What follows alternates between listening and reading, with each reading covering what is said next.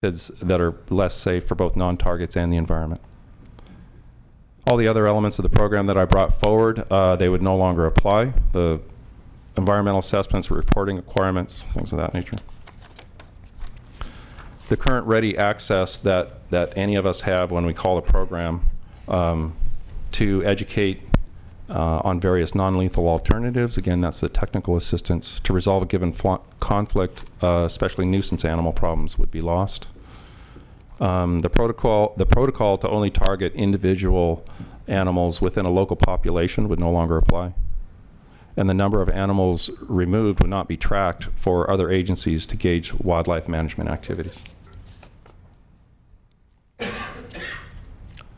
So this is the last focus area. Alternatives to the current program. These topics were extensively analyzed in the North District Environmental Assessment, which was just recently released. The first three I'll review real quickly. The fourth one I did not go into. I didn't think that was on the table. And then also we'll look at some recent input we had on alternatives when the topic was brought up for comment on May 5th. And I know I just went through the current program, but the metrics that were used are sort of, in the metrics that were used for this analysis in the North EA document are sort of unique, so I want to be able to do the current program and then compare it to alternatives. So this is a current program. You can see the effect on target species, low and well below sustainable harvest levels, effect on non-target, low, not likely to affect threatened and endangered, as I've already mentioned. Humaneness, using the most humane methods possible. For hunting and the other non-consumptive uses like wildlife viewing and things like that, no notable effects.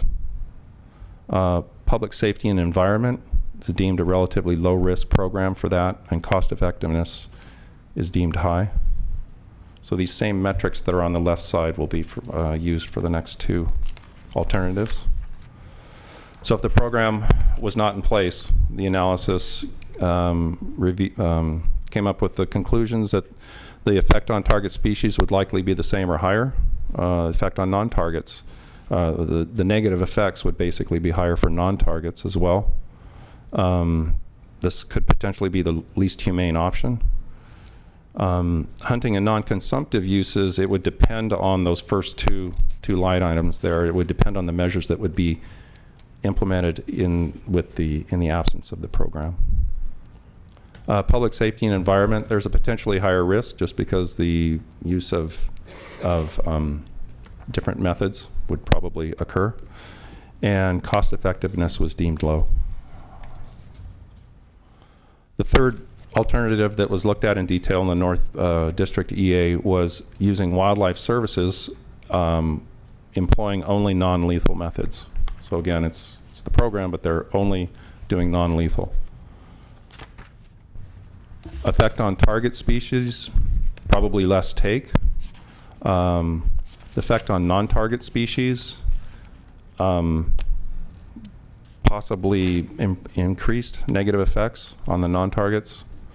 Humaneness, just doing the non-lethal is probably more humane, but there is a double asterisk there, so I encourage folks to go to that, because as has been shown, the non-lethal is not 100% effective in this county, and it was presented to us on May 5th that there comes a point in time where you have to take other actions to stop the losses. So at this point in time with wildlife, if this were the scenario and Wildlife Services was only implementing non-lethal, probably resource owners would implement lethal to stop the losses. That's the meaning of that.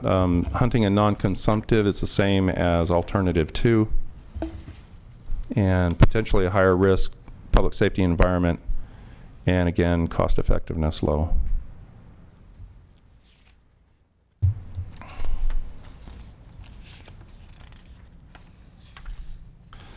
So I apologize for the wordiness of this slide, and this is the last slide.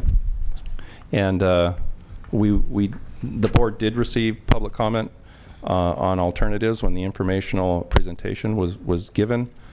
on possible alternatives to the Wildlife Services program, and an analysis of that indicates the numbers that are up on the screen there. I've already referenced our University of California Cooperative Extension Range and Livestock Advisors survey, and really about the middle of that slide, a few common themes from our in-county producers. We have decades, if not generations, of livestock producing families in this county. Predators are defeating even the best non-lethal practices. Comes a time when you need to call Wildlife Services to end the losses. There's a very wide array, if you recall the information that we were all given on May 5th, a really wide array of damage and losses that are occurring. The topography and size of operations limit the effectiveness of non-lethal, and numerous folks expressed the thought that Wildlife Services is an important tool to keep in the toolbox as an option for predator management. That completes my presentation informational presentation on the Wildlife Services program here in Mendocino County. Thank you, Madam Chair. Thank you. Supervisors, do you have questions? The Ag Commissioner, Supervisor McCowan. Not a question, but obviously you've put a lot of work into compiling all of this information, and I appreciate that very much. You did indicate some of the problems in Mendocino County that might cause methods that might be effective in Marin to not be as effective in Mendocino.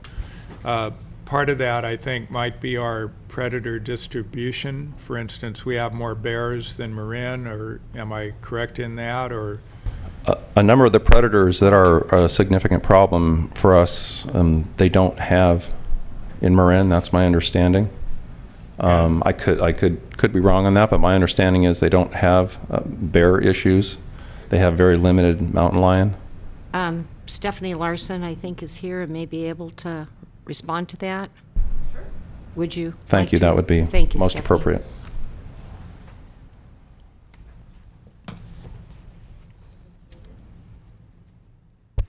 Yes, I'm Stephanie Larson with UC Cooperative Extension. I cover Sonoma and Marin counties, and that's correct. Most the predation losses are from either dogs or coyotes in Marin County. We don't have any bears, and very few pig damages, and very few mountain lion issues. and the implications of that with regard to bears, for instance, fencing might work really well against a coyote, but a bear might not even notice a fence as it went through it. Or what's your experience with that? I don't have any experience with bears in fencing, but it would make sense that you would need different types of fencing to keep bears in or out, yes. Mm-hmm.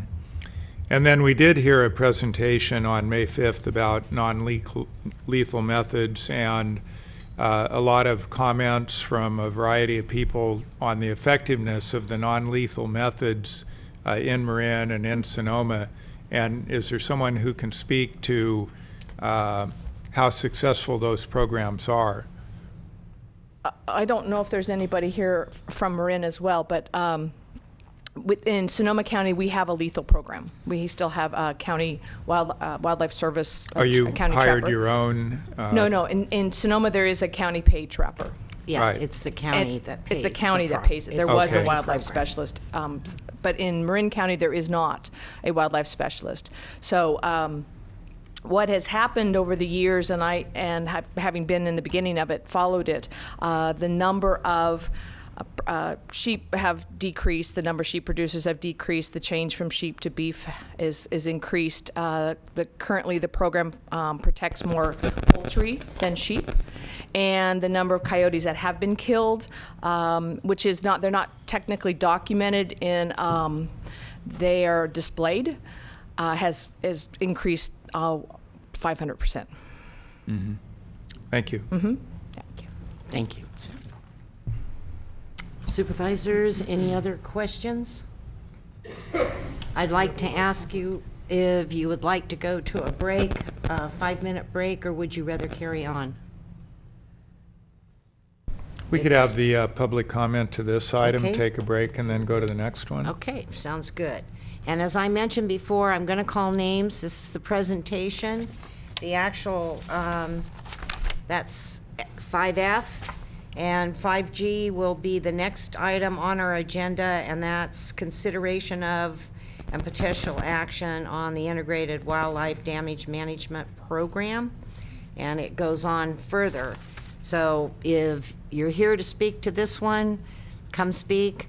If you're here to speak to the next one, just let me know and I'll flip your card to that item.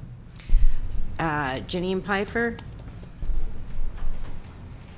And Madam Chair, as the speaker's coming forward, I just, in looking at the picture that I have up on screen right now, I realized I had it there for a reason. The large picture on the right, I hope will transmit to folks the reality of the situation of a lot of our grazing in this county is in very, very rugged land. And the lower left picture of all the cows smiling for the camera. If you look at the terrain in the background, that's actually pretty flat land. That's nice grazing land in this county. And but you've got a lot of cover as well with all those oak trees in the background, and that as well is very cover for predators, obviously. So that's very typical in our areas as well. My apologies to the speaker.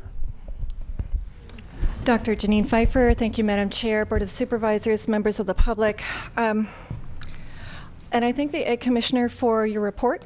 Although I am on contract with the county as the Secretary of the Fish and Game Commission, I want to emphasize that my comments here are not in that capacity. My comments are as a scientist and as an ecologist. And in the letter I just submitted to the Board of Supervisors, I want to say, with all due respect to the Agricultural Commissioner, having gotten my master's in agronomy from UC Davis and then my doctorate in ecology, is that presentation did not adequately cover the environmental or ecological impacts of either lethal or non-lethal actions. And what I would really like to see, and I would like to work together either with the Ag Commissioner or someone else, is a better coverage of those impacts. And I'm going to give you an example. In my environmental biology class, I have my students analyze a diagram where I give them a diagram of a mountain lion and a tick. And I ask them, what are the connections? And if you don't know about food webs and you don't know about ecological impacts, you can't answer that question. I'll give you an example. You take out a mountain lion as an apex predator, what comes in is a coyote. When coyote moves in, foxes move out. Foxes eat more small mammals than coyote do.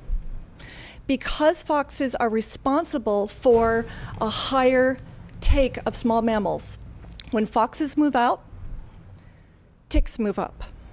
When we have more ticks, we have greater Lyme disease incidence. Now, this is data that came out 2 years ago. When we base a policy that was established in 1931, and we are not taking into account all the data and all the science that has happened in the past 100 years, that conclusion, quite frankly, if it was on an exam of one of my students, would get a C-. I can give you more examples. I can talk about why groundhogs and prairie dogs are essential to grassland health and why we should not be eradicating them, how they add soil nitrogen, how they increase forb quality, how they increase habitat heterogeneity. And my main point is that if we're only looking at the impacts within the boundaries of a given property, we are not evaluating the impacts on the community overall. And in an award-winning essay that I wrote for a literary review magazine, I said, if we choose to kill a mountain lion because it killed our chihuahua or our llama or some other beloved species of ours, we are endangering the lives of all of our neighbors. And this is what happens when we do not have an ecological approach to wildlife management. Thank you. Thank you. Okay, please, there is not to be clapping. If you agree with the speakers, put your hands up and wave, okay? It's part of the rules of procedure. Terry DeSulke, please come forward. You're on the next one? Okay, thank you. Martin Mitchell?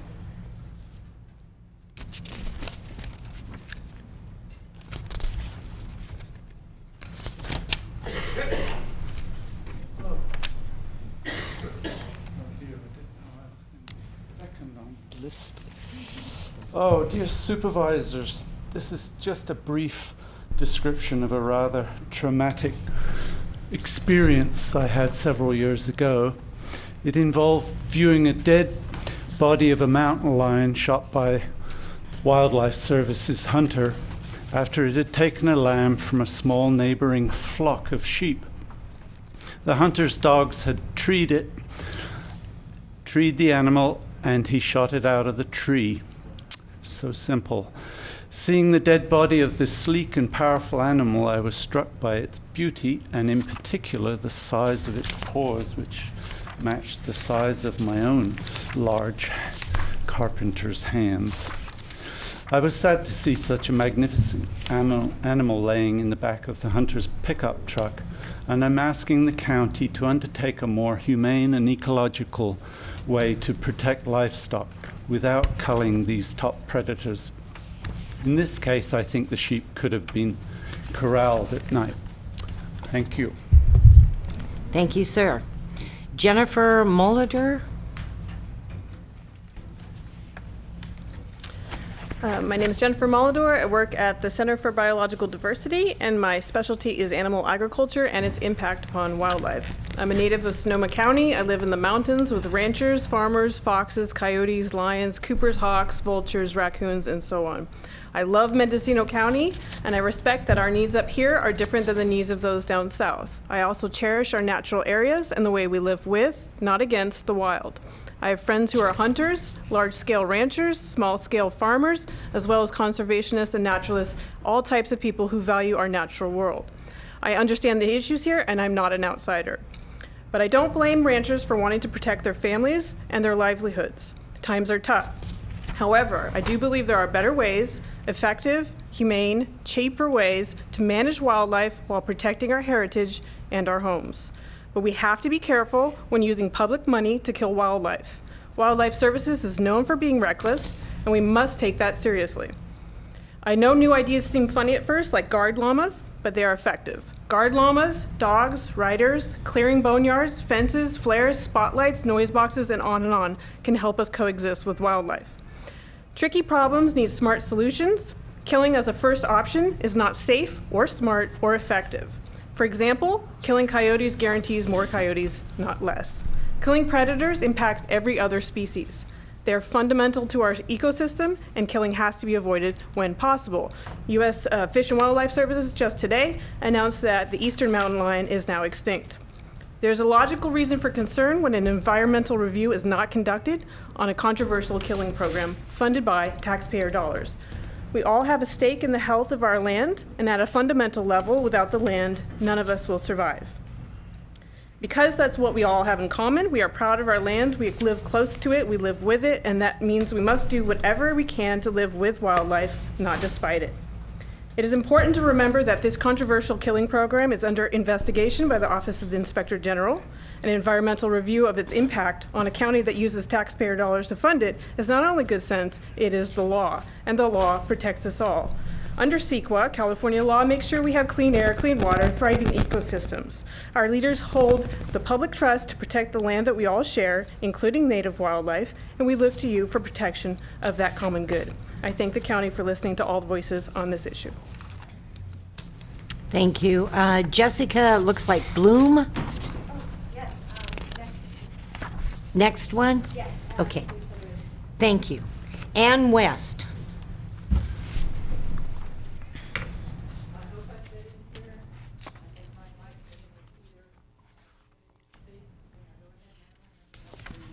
Absolutely, ma'am. Thank you. My name is Ann West. I'm a county resident. Thank you for letting me speak. I first learned about the Wildlife Services issue at the May 5th board meeting. My husband and I studied the issue and met with our supervisor on May 13th to express our concern for the damage that we felt Wildlife Services program causes. Our supervisor suggested that if there were a broad swath, quote unquote, of county residents agreeing with us, it would be good for the board to know. I then conceived of a postcard survey to ask county residents if they might support an alternative non-lethal predator control program. I wrote a survey questionnaire, created camera-ready art, and had 600 postcards printed up. We later needed second and third reprints for 2 of those districts. I enlisted the help of 2 other people who are here today to distribute the survey cards. Several friends of theirs joined in our distribution effort. We all sought the community's input on this. We covered mainly 3 of 5 districts, talking to county residents one at a time, sometimes at length, sometimes for an hour. I got out to the coast only briefly, and we didn't have time to get to 1 of the 5 districts at all. In the few weeks following the May 21st printing of survey cards, I spoke to about 75 people, including ranchers and commercial ag growers. The response I received was clearly in favor of non-lethal approach to predator control. Even a third-generation cattle rancher signed the survey in favor of an alternative program. And he shared with me the many challenges for cattlemen these days. We probably talked 2 hours on this complex issue. Many people wanted extra cards of the survey cards to hand out to others. An olive grower offered to distribute cards at the Growers Association, but I'm told his meeting wasn't held in time.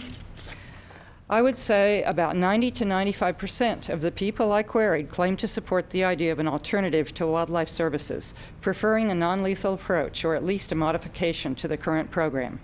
And about 5 to 10% were unsure, but took my survey card claiming they would think about it. Only one man on State Street in Ukiah declined the card, saying he was a businessman and not interested. Here I have an insert, but I don't think time will allow me, of the list of professions I tapped into, 75 different things that people did, a very wide range. I don't think you'll give me the time, but I think it would be of interest for the county to know the very wide range of professions represented by the survey cards that were returned to the supervisors. I'll sum this up unless I'm invited to give that list. I think my survey experience shows a broad swath of our county residents want a non-lethal predator control program and a county-administered program instead of a contract with Wildlife Services. People want the county to spend taxpayer dollars wisely. They want the savings of a county-administered program. And the majority of your constituents, judging by their response to these survey cards, want the indiscriminate killing by Wildlife Services using poison and cruel traps to end. I might add, my grandfather was a cattleman. Please wrap it up. Excuse me? Your time's up. Okay. My grandfather was a cattleman. I respect both nature and ranchers. Thank you. Thank you. Leslie Riviere.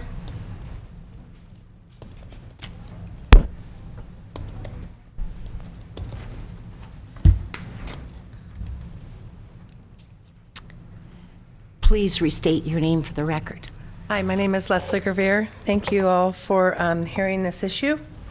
I want to speak to all of you just as being I'm a little nervous today for some reason. I don't really know why. Just to speak to all of you as being a community member and born and raised here. I spoke with you on the May 5th. Since then, I have done a little bit of investigation, as I'm hoping that you received some pictures from me yesterday to your inbox. And if you haven't, I'd appreciate it if all of you take a look at those. Those pictures are carcasses of bears with their paws missing and gallbladders been removed. Back from 2003, they were disposed of on a ranch right along Spy Rock Road in Laytonville. Not too far from Spy Rock School. I received numerous phone calls from people who had spotted these bears with children being upset. It just shows you the lack of follow-through with Wildlife Services. We're all being told that this is being followed through. There's lots of documentation. Clearly, if you look at the facts or you do a little investigation on your own, you'll find out that that is not true.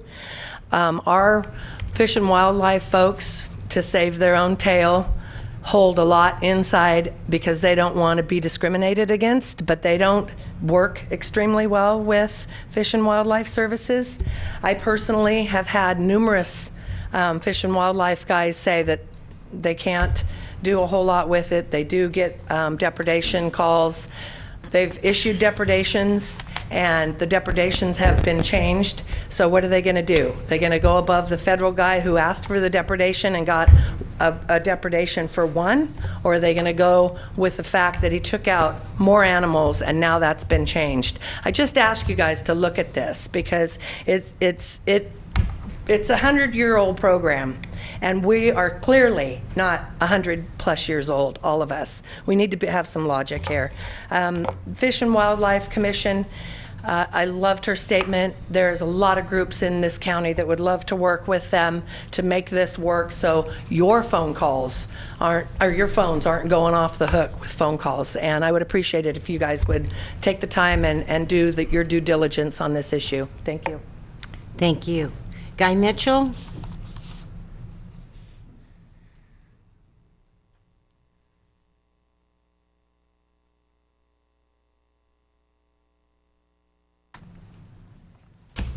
Thank you, Madam Chair. I'm Guy Mitchell. I'm a retired County of Mendocino employee. I'm a cattle rancher. I've been in the cattle business for probably 35 years. I worked ranches with both predator control and without predator control. And to be honest with you, my calving success was no different. We didn't have predator kills. I was working with the County of Mendocino and discovered the atrocities that have been driven down the throats of the residents of Mendocino County from our local predator control specialist from Wildlife Services. It's absolutely an atrocity. And I met Mr. Schuler years ago, and to no avail. They take no responsibility for their employees being out of control. And you, as Board of Supervisors, have an opportunity to right that wrong. And I encourage you to do that. It doesn't have to be forever. Give these other groups, give these other people an opportunity to better things for all the residents of Mendocino County, cattlemen as well as common potato growers. Please consider a change in Mendocino County. Thank you. Thank you, sir. Dr. Robert M. Tim?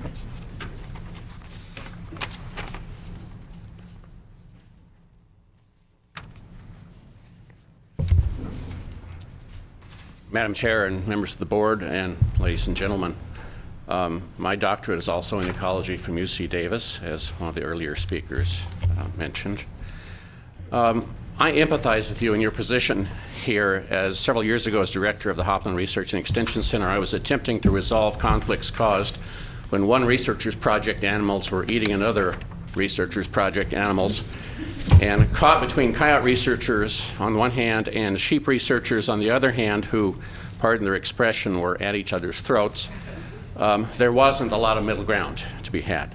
Let me be clear today, I'm speaking on behalf of myself as an individual and as a certified wildlife biologist, and not on behalf of the University of California. No one wants to have to kill native wildlife for any reason. No one wants to see animals suffer. We would all prefer to use non-lethal methods and have them be successful in solving human-wildlife conflicts. But I think the reality is that at some times and places, individual predators, not populations of predators, but individual predators need to be removed in order to stop the killing of livestock or the destruction of resources or threats to health and safety. We need better tools and better technologies to solve these kinds of wildlife conflicts, but we don't have enough people working in that research today in this country.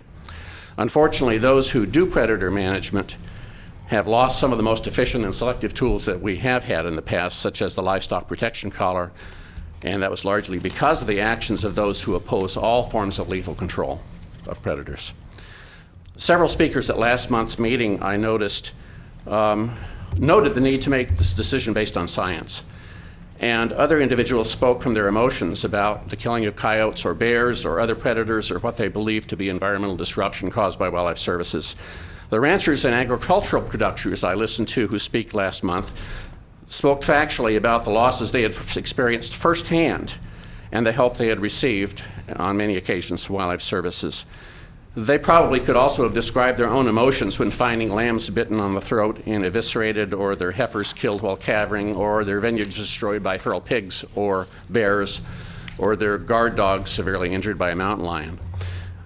I think that many of the people the public who oppose wildlife services sincerely believe some of the misinformation that's been spread by anti-predator management individuals and groups, including multiple misrepresentations of science that have been published in the newspaper, in magazines, and on websites, and in newsletters. Unfortunately, in today's society here, some organizations do not wish to have reasonable and factual discussions as a means to seeking understanding and compromise, as their group's viability sometimes depends upon focusing attention on conflicts and inflaming such issues as a tool for fundraising. So in conclusion, I know my time's up. I want to say that I am fully supportive personally from my own experience of the Wildlife Services Program as it has continued to exist and evolve, and I don't think there's a better alternative. Thank you. Thank you. Paul Truett. Thank you, Board. Yesterday, I was actually all last week, I was involved in capturing a bear in Laytonville, Nebraska area. And I wanted to say that I was very happy to do so, working with Wildlife Services and also with Fish and Wildlife Service. It took us about 130 hours to capture this bear. We relocated it yesterday, and it's safely relocated in the forest. However, it cost about $2,500 to capture that bear, and it was the absolute result of people feeding bears in the county. And I'm going to tell you something. When you feed a bear, you destroy that bear immediately. We had this bear coming up to loggers, and people who were working in the logging industry and on the roadside, they would pull over to go to the bathroom, and the bear would approach them. And we've had multiple calls this week on the bear getting aggressive because he's hungry, because he's not getting donuts and coffee and beer from the residents of Branscombe.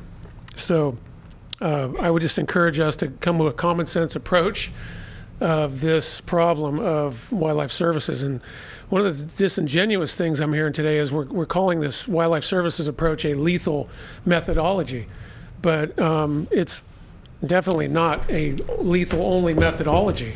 This week we spent 3 agencies, and including myself, 130 hours removing this bear that he's probably going to come back to the highway again when he hears the cars. So my real encouragement to the county is to take this wildlife services really for what it really is, and that is a service. It's not lethal, it's not non-lethal, it's a service. And in the daily operations of this multiplicity of calls that are received by wildlife services never end up lethal.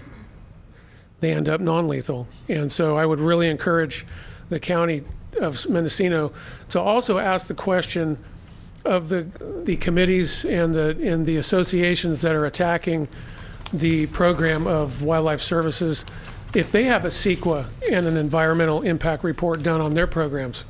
If they're federally funded and assisted, then I would like to know if the program that they're adopting is also been stamped with approval of NEPA, CEQA, and EIR. So it's very important that if we're going to produce programs that we have no scientific base or anything that's been proven and also following guidelines of the state of California, I hope that's legitimate. So I just want to say that I fully support this program. I've been on numerous calls where it always generally ends up non-lethal. Last month we had a lion. I spoke on May 5th about a lion. We were able to haze that lion with dogs. It worked. The lion's never been back. So fully support the program. Thank you very much. Thank you. Reva Johnson? Oops. I am Reva Johnson. I live in Redwood Valley. Thank you all. The agency said that non-lethal methods have not Pull your been- microphone down so the public can hear. Oh, the agency said that non-lethal methods were not proven to be 100% effective. I don't think very many things are 100% effective.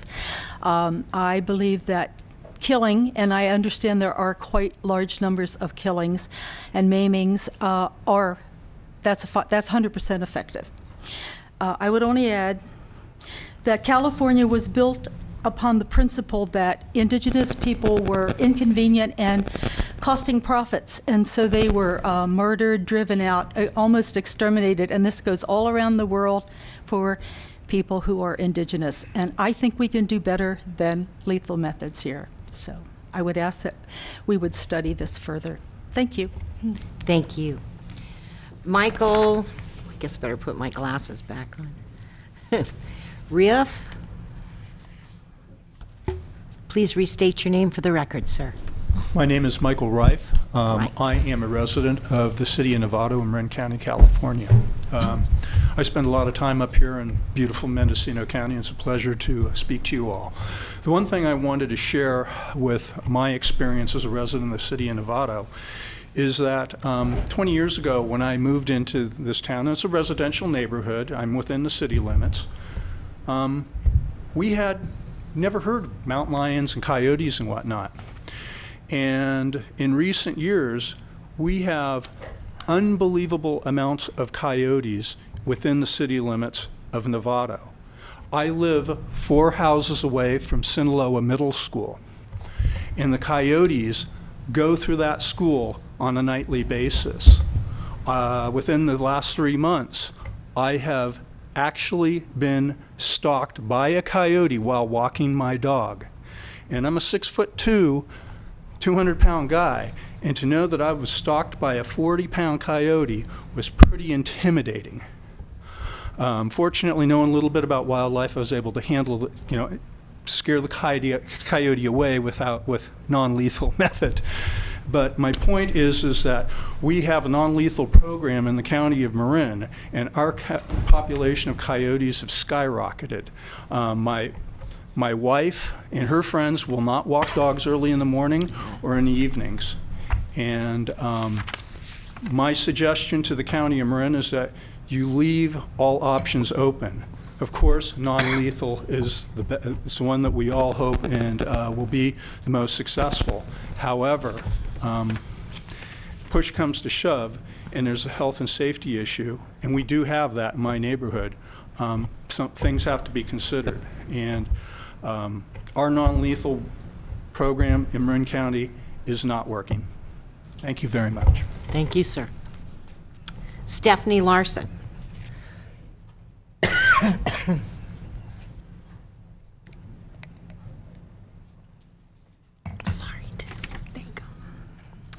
Good afternoon. It's nice to be back with you guys again. I just want to I just came back again today to talk about, again, just informing you about the non-lethal program in Marin County. I was there at the beginning when it started in July of 2001. And we had, we implemented a lot of non-lethal, because that's what it was. It was all non-lethal.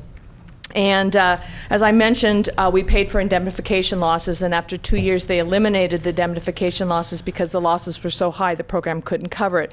I think the thing that really is to understand is that the concern with implementing the non-lethal program, and the Commissioner Carlson stated this, is that he felt privatizing predator control could increase the use of lethal devices and taking indiscriminate the taking of indiscriminate non-targeted animals, or that ranchers or citizens would use home remedies to get these animals.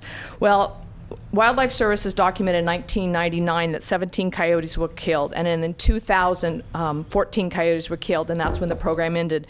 The first year after the non-lethal program was implemented, there was over 100 coyotes killed. And that was documented because the ranchers put the skulls of the dead coyotes on a ranch. And so it was a way for them to document that they weren't happy with the non-lethal, that the non-lethal wasn't working. They were still killing coyotes. So in a sense, the number of coyotes killed increased by I think it was 700% if I did the math right. So the non-lethal program really doesn't stop killing of coyotes. It kills indiscriminate killings of coyotes, and that's why science and using wildlife specialists is so key, is because they do get the targeted animals. And this continues on today. I know the ranchers down in Marin County have implemented all sorts of non-lethal programs. They continue to try to stay in business. They've changed from sheep to cattle, as I mentioned earlier.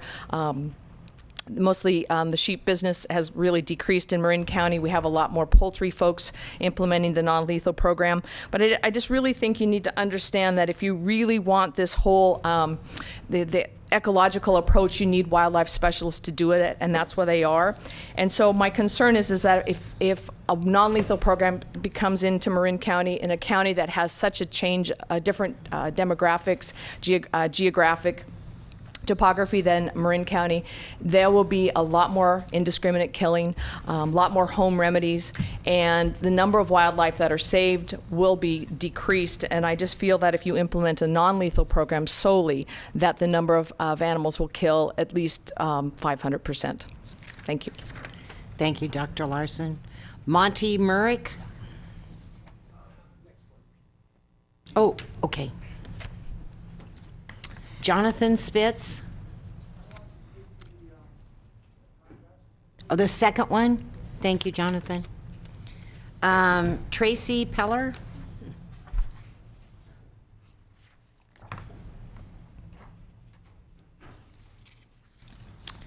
And Tracy will be followed by Richard Henwood, just so you know. Be ready.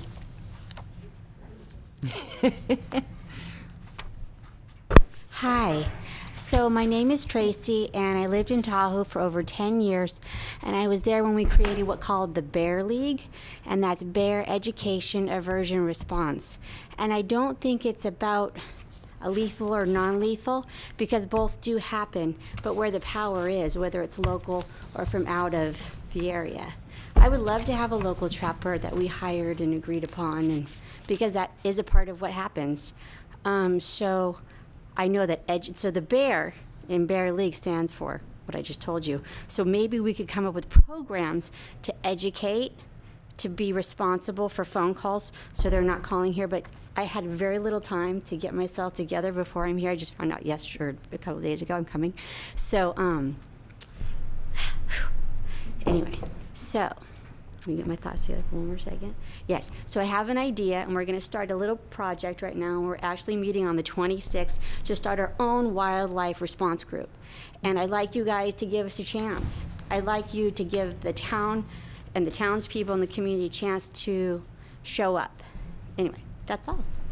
And I really don't think I think everybody that spoke here has a perfectly good point. It's taking sides can really mess us up, and we all are on the same team, really. It's just how we respond to the problem.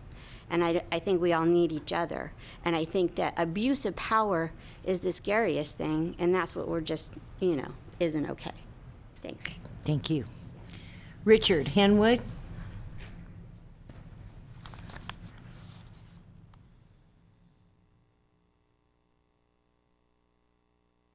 My name's Richard Henwood. I'm a cattle rancher and a grape grower in Hopland. And I'm supportive of the Wildlife Services program. I spoke to you back in May 5th about the damages that I had viewed, actually, on my ranch. I lost 5 calves in the winter of 2013 and 2014 to coyotes. I personally observed the coyotes eating my calves. In addition to that, I had observed a cow in one of my pastures, and I was off a little further away with 3 coyotes were circling my cow, and I thought it was rather bizarre. But I proceeded into that pasture, and she had just had twins. And the coyotes were trying to take her twins from her. Well, eventually we moved the cow out of the pasture. I lost one of the twins that night. They come back, and the Wildlife Services, I contracted with them after several of these incidents, and we eliminated some of the coyotes, and I haven't lost a calf since. Non-lethal portions of my ranch are fenced. Coyotes go right underneath them. it doesn't work. The fencing on my property does not work. The only way we can eliminate the problem is eliminate the coyotes. Also, the coyotes have challenged my workers in my vineyards. It's scary for a vineyard worker to be working in the vineyard and have a coyote within a very short distance challenging them. They're dangerous, and I don't want to see that happen either. I hope that you continue with that program, and it'll be beneficial to all of us, including the people in the urban areas. If the coyote population increases, it's going to be a big problem for all of us. Thank you. Thank you. Don Littmanson. I hope you had a chance to receive and review the letter that I sent over the lunch hour.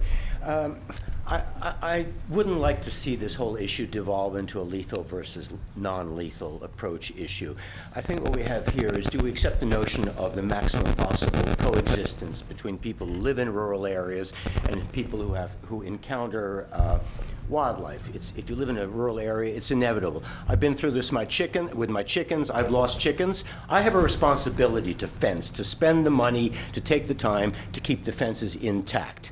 In my letter, as I mentioned, Redwood Hill Goat Dairy, probably the foremost goat dairy in the country, has lost one of its goats over the last 14 years to coyotes, and it takes good fencing. The coyotes howl right outside the fence line, and I don't accept this notion that exclusionary fencing isn't effective.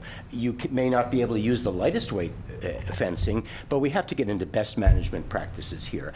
I'm loath to see us turn over all our power to the federal government.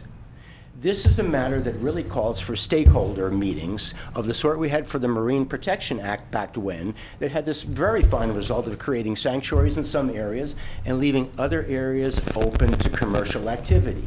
A stakeholders meeting where we pull together all the people with different perspectives on this, let them thrash this out, reach some compromises, would be way more effective than handing it over to the federal government, particularly to an agency that has just a terrible reputation nationwide. And I certainly don't accept the Agricultural Commissioner's contentions. Please address the chair, Don. Sorry. I do not accept the Agricultural Commissioner's contentions that because something has been long established, that it's necessarily good or effective. I'm rather appalled by some aspect of the staff report that claim that, for instance, that the agency has a commitment to non-lethal methods, wants to be the least cruel and humane possible. Where's the evidence for that? This is theoretical. There just is no proof of it. Wildlife Services nationwide has come under severe criticism and surveillance by various federal review groups as to its history of overkilling and not working cooperatively to find viable solutions that will allow the kind of coexistence I'm talking about. Please do something locally here with all the people that you have available, and let's get together and hammer out a local solution to this issue. Thank you. Thank you. Camilla Fox.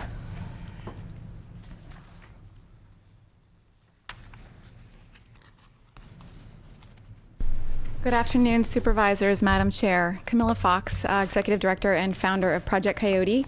And since I last presented to you last month, we have received many letters and reports from our Mendocino supporters and other residents from the county, some unspeakable reports and photographs showing and documenting wildlife services in the field here. Injured animals, maimed animals, half-dead animals in snares. Many of these we have submitted to you and documents in the last couple of days, and I hope you have a chance to review those. We included court documents in there that are from a transcript where Wildlife Services trapper Chris Brennan admitted to killing over 400 dogs in a 40-year period. This averages about 1 dog per month. This is just the tip of the iceberg, and as was mentioned in previous comments, this is not atypical, unfortunately, of this agency. Across the country, we have seen myriad reports of animal abuse and cruelty that has led to an investigation that is underway right now by the Inspector General. We're expecting expecting that report due out very soon. But I want to get back to the opportunities here, because you do have an opportunity to not look at this as a polarized viewpoint. There are various viewpoints in here, but you have an opportunity to bring people together as we did in Marin. And I will say, having been part of that since 1996 with Stephanie Larson, it was rancorous. It was all of us, you know, tete-a-tete. Our county ag commissioner was very skeptical of a non-lethal program, but you saw him in the film. He's very proud now to say it's been effective. He talked about the cost efficacy. He talked about the reduction in livestock losses. He's proud. Many of the ranchers are proud. You saw some of the ranchers speaking in the previous film saying that they were skeptical at the beginning. Very skeptical, but they have, through the program, and it's now a cost share program, they did do away with the indemnification program, and according to my understanding from the ag commissioner, they did away with the indemnification because they wanted to apply it to the cost share, because they felt that was a more effective way to use the funds. So I really urge you to use this opportunity, bring stakeholders together, convene a citizens task force, and have them meet to discuss what could be most appropriate for Mendocino County. And I, again, offer my services with Project Coyote. We have some of the most preeminent scientists in the country who have worked on these issues. We really would like to help you in that regard. So thank you. Thank you. Lucinda Adamson. Next one. John Harper.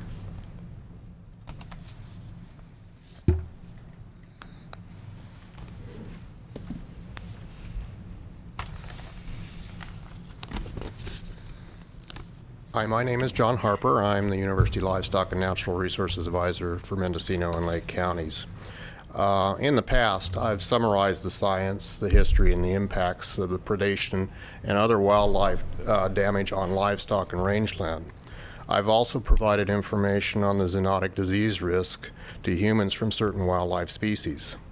Last time I appeared before this board, I shared the results of the rancher survey on non-lethal control methods used by Mendocino County ranchers, what species of wildlife damage they deal with, and when or if they would use lethal control to protect their livestock. In California, feral pigs are considered wildlife, and their damage to crops and rangeland is commonly known. I have a research project in the works that will provide a better estimation of the extent and financial loss and impacts feral pigs have with regard to non-point pollution, invasive species establishment, sensitive species habitat degradation, and risk of zoonotic disease transmission. Ranchers must control predation from a financial and for their animal welfare standpoint. Other forms of wildlife damage control may be needed to protect the environment or human safety. Without the USDA Wildlife Service professionals, ranchers and others will control predation or wildlife damage on their own. That's important to understand. They are not as well trained as the federal professional, and there is greater potential for taking of non-targeted wildlife or domestic pets with the methods they might use. History tells us that the service was created as a result of untrained people using inappropriate methods. Even today, rogue marijuana producers show us how unregulated wildlife control methods impact our forests, rangelands, and streams. I really understand the emotional concern that both sides have regarding wildlife and wildlife damage control. I urge the board and the public to recognize that using highly trained professionals will minimize the negative impacts to wildlife and the environment while protecting security of health, economy, and domestic pets and livestock. For that, I thank you for your time. Thank you, John. Kate Marienchild.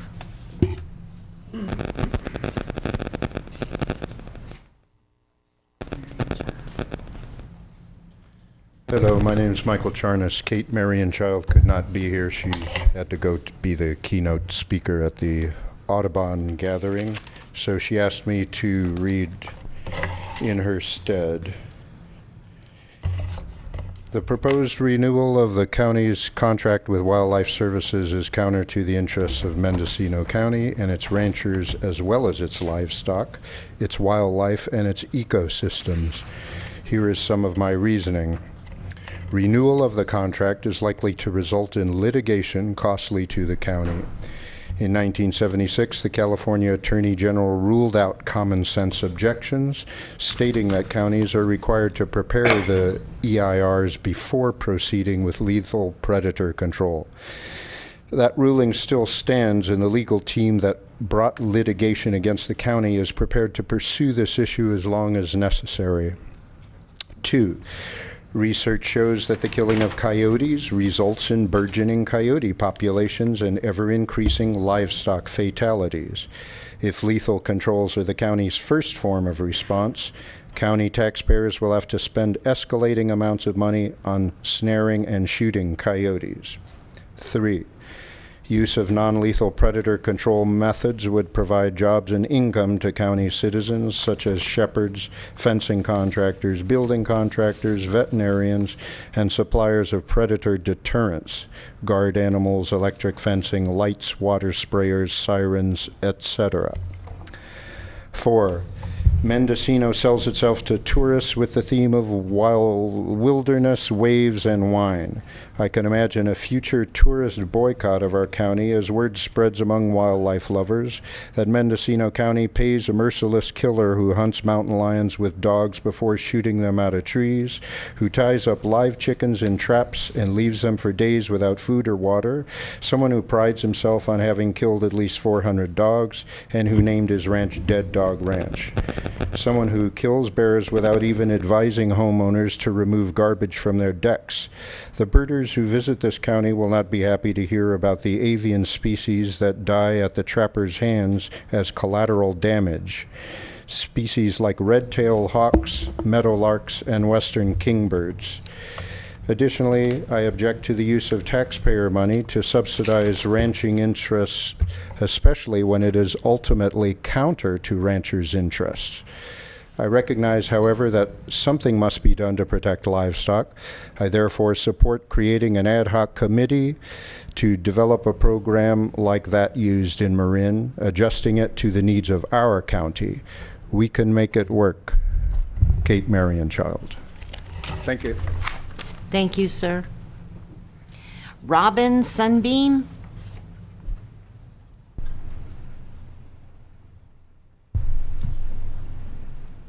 Hi, my name is Robin Sunbeam. Thank you for this opportunity to address you.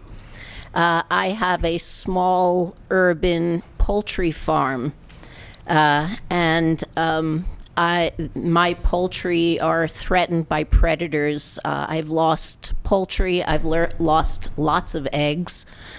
And so years ago, I can't remember if it was a decade or less than a decade, I called Wildlife Services because I was being, my farm was being threatened. And I borrowed a trap and I trapped a raccoon. So the Wildlife Services told me that they would be happy to take that raccoon from me and kill it for $80. And so I declined and I relocated the raccoon myself. Against the law. So go ahead. Since that time, a couple of years later, I caught a skunk. I called Wildlife Services and they told me they don't do skunks. So since that time, especially since the fire in Lake County, I trap an average of 3 predators a month. And if I had to pay $80 for every one of those to get taken by Wildlife Services and be killed, it would bankrupt me. And so when the county is paying for Wildlife Services and yet the consumer has to pay as well, I don't think it's cost effective. And if the trapper, all they do is kill the animal, then I think that it's inappropriate. I heard all those very pretty words from Ag Commissioner Morse about all these high values of always providing so much advice, and no one in Wildlife Services ever gave me any non-lethal advice how to rid myself of these predators. And so I think that the USDA Wildlife Services is a waste of money for the county. Thank you. Thank you. Eva Johnson.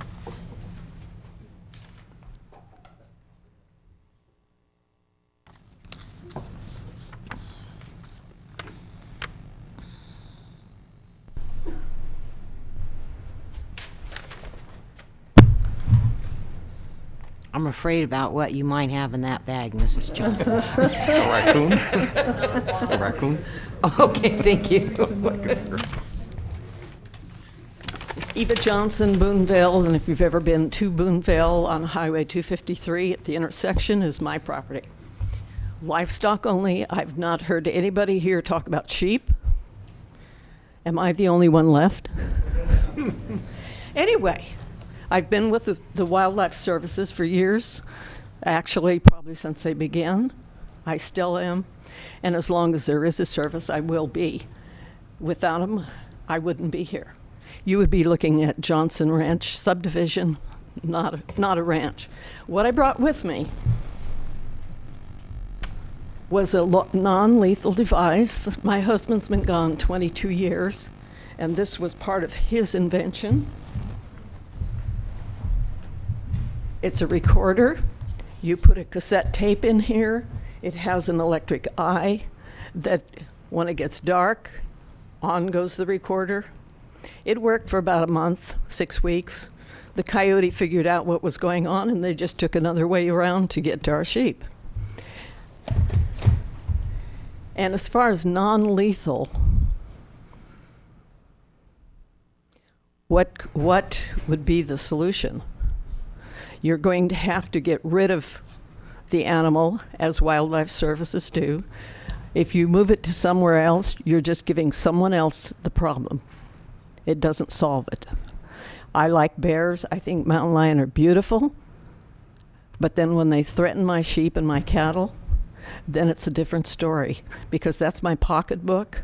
That's what keeps my ranch going, is the money from the animals that I produce. The ranch has been in the family almost 100 years. We hope to continue that on. Thank you. Thank you. And if you'd like to see this device, I'll leave it for you. I don't think it'll work, but anyway, that's how long ago we tried non-lethal methods. Thank you. Rose, Ireland?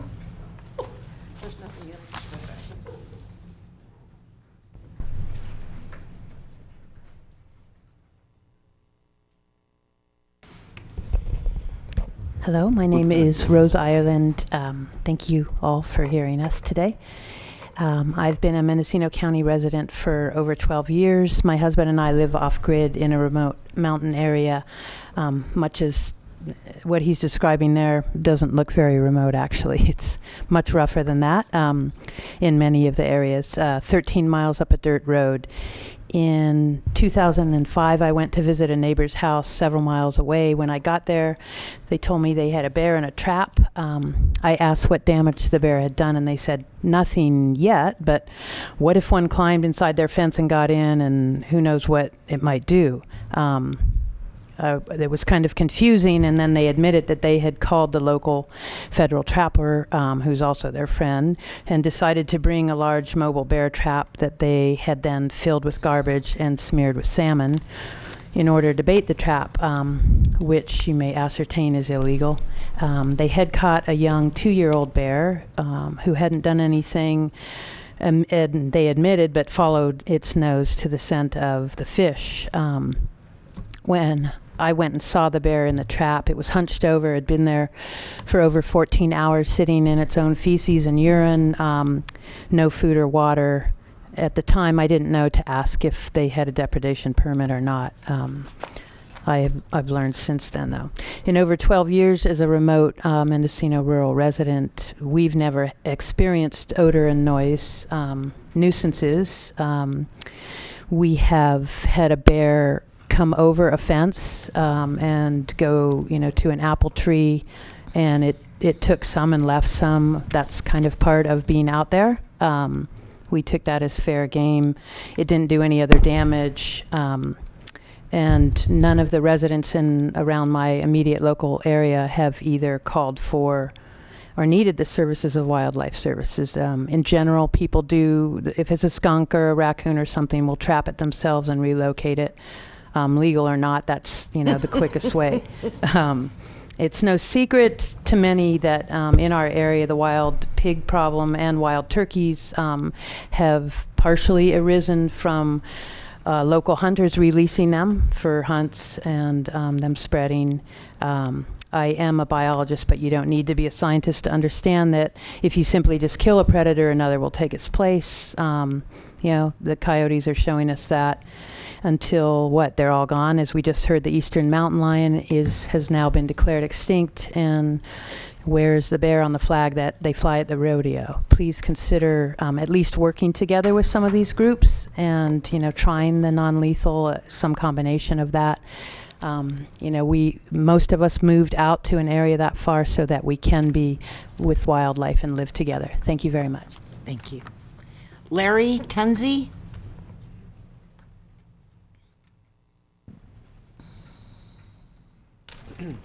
Thank you. I'm Larry Tunzi in Compshe, and one big concern I have is various diseases, including rabies, that small wild animals get, which may come into contact with people and domestic pets. With no trained trappers, do we really want homeowners in our cities and towns trying to fill that need? Let us have the professionals available to take care of a specific problem rather than having untrained but well-meaning homeowners randomly taking matters into their own hands. This type of situation puts non-target animals as well as other people at risk. We need to continue the program. Thank you. That's it for the speaker cards for this item. Board members? Okay. Okay. For this item, and your name, please?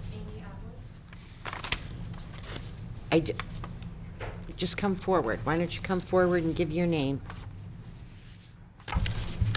Thank you. I'm Amy Atwood. I'm with the Center for Biological Diversity. The Center is a national environmental conservation organization with a mission to protect biodiversity, the web of life. The Center is also a party to the April 2015 settlement agreement. The Center was also one of the organizations that notified the county last June of possible CEQA, California Environmental Quality Act violations in connection with expenditures for the Wildlife Services Program. I speak today here on behalf of over 1,000 Center members and supporters in Mendocino County, many of whom are too concerned for their own well-being and for the well-being of those that they love to speak publicly about this matter. My goal is to support agriculture's important role in this community, but not at the expense of the county's wildlife, ecosystems, and the well-being of its pets. I have 3 points to make today. First, as a biodiversity conservation organization, we are very concerned about wildlife services due to its secrecy and the ways in which it adversely impacts ecosystems. By killing so many predators and other wild animals, including in Mendocino County, the program disrupts the social structure of many species, leading to increases in pack densities and disruptions in predator-prey dynamics. Second, the parties of the settlement were hopeful that Mendocino County would steward this issue by fully honoring its agreement with us, by allowing a presentation on non-lethal alternatives and suspending the current contract pending full compliance with CEQA. However, although the county did hear the non-lethal presentation at its May 5th meeting, the other terms of our agreement have not been met. We did not receive monthly status updates, including any update on June 2nd, 2015, as is claimed in the staff report.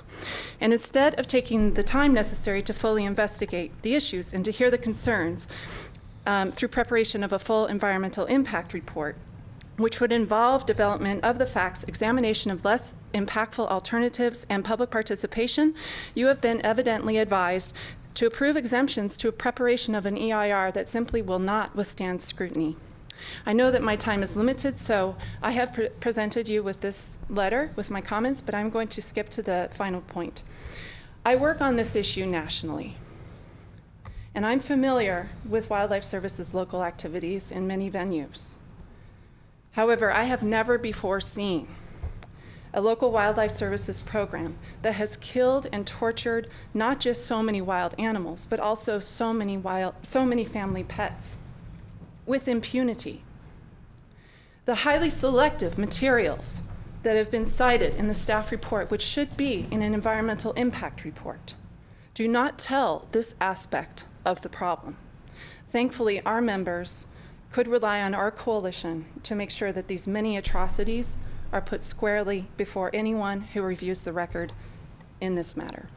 My time is up, so I'll just hand you some copies, if that's okay. I do remember reading your name. You have turned in written comment before. Yes, and Thank the you. reason why we had to turn that in is because we were not given any notice that this was going to be considered at the meeting today. We were only provided notice with the public on Friday. We had only a few days to provide you with Ma'am, any your information. time is over, and it was announced, I do believe, at the May 5th meeting. So I won't argue with you, but your time is up. Jay Gray?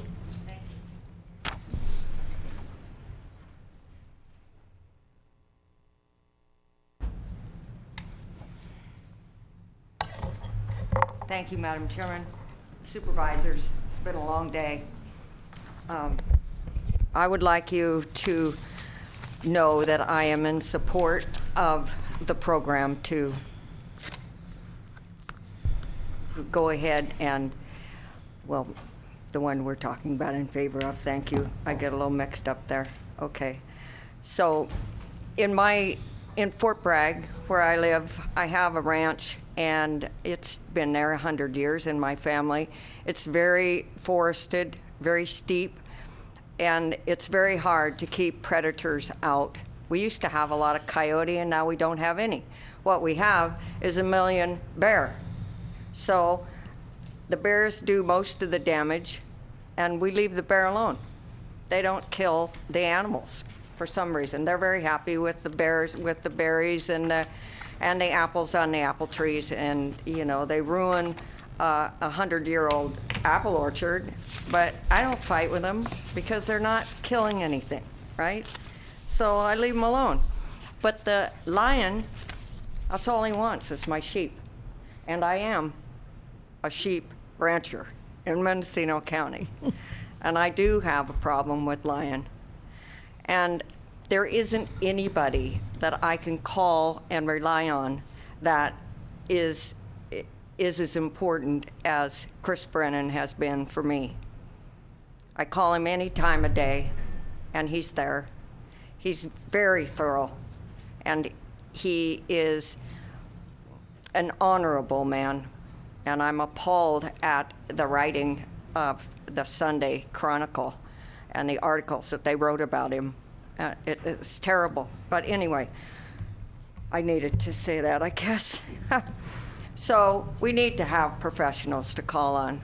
We don't need people like me pulling out their Betsy and running after, you know, up the hillside after a mountain lion. We shouldn't have to do that. We should be able to call a professional and get rid of these non-lethal methods. Is fine for the bear, and it would be for the mountain lion if he just kept on running, but they don't. They stop and eat my sheep, 4 of them, as a matter of fact, in last week. So thank you very much for your time, and I hope you get to go home soon. Thank you, Jay. Mr. Meyer, do you have comment? Please come forward, sir.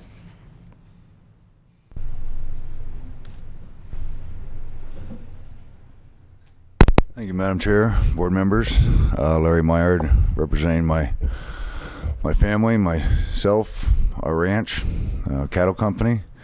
I would like to say I am in complete support of this program with the specialists that I've been working with for 25 years. There's nothing but honorable, great things I can say about him. He is helped me in numerous, multiple ways to try to deal with the predator situation. I've heard some very distressful comments here today about some of the specialists. That is not the case for all of them, and I just want to throw my support behind the program. I also want to just try to add a little clarity that Marin County's topography and my topography out on Fish Rock Road are two different things. If non-lethal would work, I would love it. It won't. You can't fence it, you can't cover it, and you put sheep out on 5,000 acres, you're gonna have an awful lot of blinking lights. It doesn't work. If it works in Marin County, that's wonderful. It's not gonna work here. We have to do what we're given to deal with. So, thank you. Thank you. Okay, this board has been sitting for over 4 hours, and our staff needs to move their bodies as well as we do. It's unhealthy. Our next item, we do have speakers, and that would be item G, and that will be for the consideration of and potential action on the Integrated Wildlife Damage Management Program. But I think we deserve a little bit of break so we can do a little bit of exercise. So we'll be back in 10 minutes. Oh, gosh.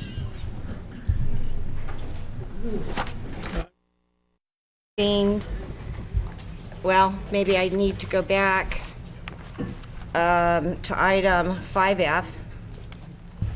And I believe that by order of the chair, we will accept the informal presentation that was given by the Agricultural Commissioner. And we will move on to item 5G. And that's consideration of and potential action on the Integrated Wildlife Damage Management Program. And it goes on from there, but I'll let staff take it over. And will you please, Agriculture is the sponsor. Mr. Ag Commissioner, will you please introduce the item? Thank you, Madam Chair. Members of the board, CEO Angelo, County Council Losack, Chuck Morris, Ag Commissioner for the county. Is it the chair's request to read the entire title off the agenda summary? Sure, why don't you? Let me grab my glasses. I can do it. Well, that actually was my question. Do you want that fully read into the record? I don't think it's necessary. Okay, thank you very much. So you introduced the item before us. With me is Todd Smith, counsel for Thomas Law Group. Thomas Law Group was the firm that was retained by the county to help us through both the initial lawsuit and then to also assist with the analysis that went forward out of that. And also Angela McIntyre is with him as well from Thomas Law Group. Thank you. So there are numerous documents supporting this item. I will focus on the shorter staff report. There's an 8 to 9 page staff report, and then a very lengthy supplemental staff report as well. I'll be referring to the 9-page document. And I'm not going to go into this report in detail. It is fairly self-explanatory. Just to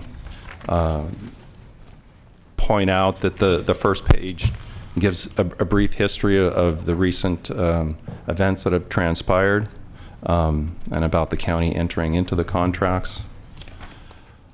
Page two of the document addresses the settlement agreement that has been talked about earlier here this evening, and also the status of the county's compliance with the different elements of the settlement agreement. So at this point, we're at the bottom lower right-hand box, basically, is where we're at on the status of compliance. It's very clearly spelled out, I believe, what transpired to comply with the settlement agreement. The top of page 3 starts to address the, basically gives a review of options. Madam Chair, can I just ask Chuck a question? Yes, sir. Chuck, what that box says is that on June 2nd, 2015, the county provided the update that was part of the settlement agreement. And we just had someone say baldly that was not done.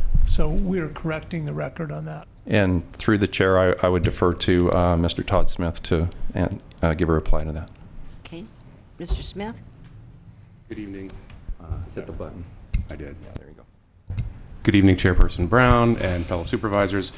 On June 2nd, 2015, I sent an email to Chris Mays, who's an attorney with Wilson Cicini, who was outside counsel for ALDF and Project Coyote and the other petitioners in the underlying lawsuit, and did inform them that today the board would be considering whether to renew, modify, or cancel the contract, and would be giving direction to staff as to how to proceed. So I have a copy of that email. We did follow our commitment with respect to the settlement. We did. I think there's a And respectful also with disagreement respect- amongst counsel. With respect to CEQA, that is going to be in Chuck's subsequent statement, and of course in your much longer report. That's right. As to That's whether part of the CEQA discussion. exemptions properly apply. Correct. And if they did apply, that would be meeting our obligations under CEQA. Correct. Thank you. Yeah, we'll have that discussion. Thank you, Madam Chair. Go forward, please. Okay, thank you. As I was saying, the top of page 3 of that staff report reviews some of the options that are available. Subsequent pages in the staff report do, I think, a nice job of detailing out the various levels of CEQA compliance and how they're attained and what drives going one way or another, going forward one way or another with the various levels of CEQA compliance.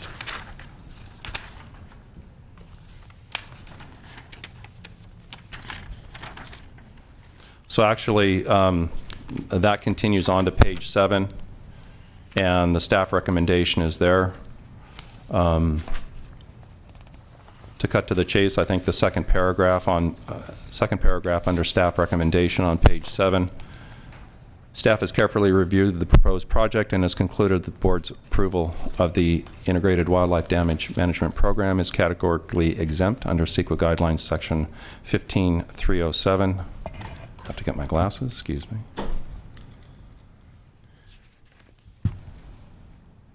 And 15308. And also exempt under the, quote, common sense exemption, close quote, pursuant to CEQA Guidelines Section 15061B3. And there are no unusual circumstances triggering an exception to the exemption. There is obviously other verbiage there. The exemptions are laid out in further detail, starting at the bottom of page 7 and also finishing on the top of page 8 with the class 7 and 8 as well. And then the statement about no exceptions to the exemptions. And also in the staff report, I do want to point out, about 2/3 of the way down page 8, in the event that the board chooses to not adopt a categorical exemption, there are options, and the staff would recommend that if we go down the path of trying to do a initial study to determine the level of CEQA compliance needed, then an urgency ordinance would be entered into to extend the program basically in the meantime. And I would actually like to pass the presentation to Todd Smith as well. I'm sure he can fill in an awful lot that I've left off the table Can I here. ask one more question to Chuck before he passes? Supervisor Hamburg, ask your question. Chuck, you've sat here and listened to a lot of testimony, and some of it has been pretty negative about wildlife services and talk about atrocities and mass killing of dogs and things like that. And I just wondered if you had any professional response as the county's ag commissioner and someone who is probably more familiar with this program than anyone else in the county except the trappers themselves. There are numerous allegations out there, and through the chair, of course. I would hesitate to give a professional response at this time, with all due respect, Supervisor. Okay. Apologize. Okay, thank you. Just wanted to give you an opportunity. Good evening again, Chairperson Brown and fellow supervisors. Again, my name is Todd Smith. I'm outside counsel from Thomas Law Group. To my left is Angela McIntyre. She's an associate with our firm.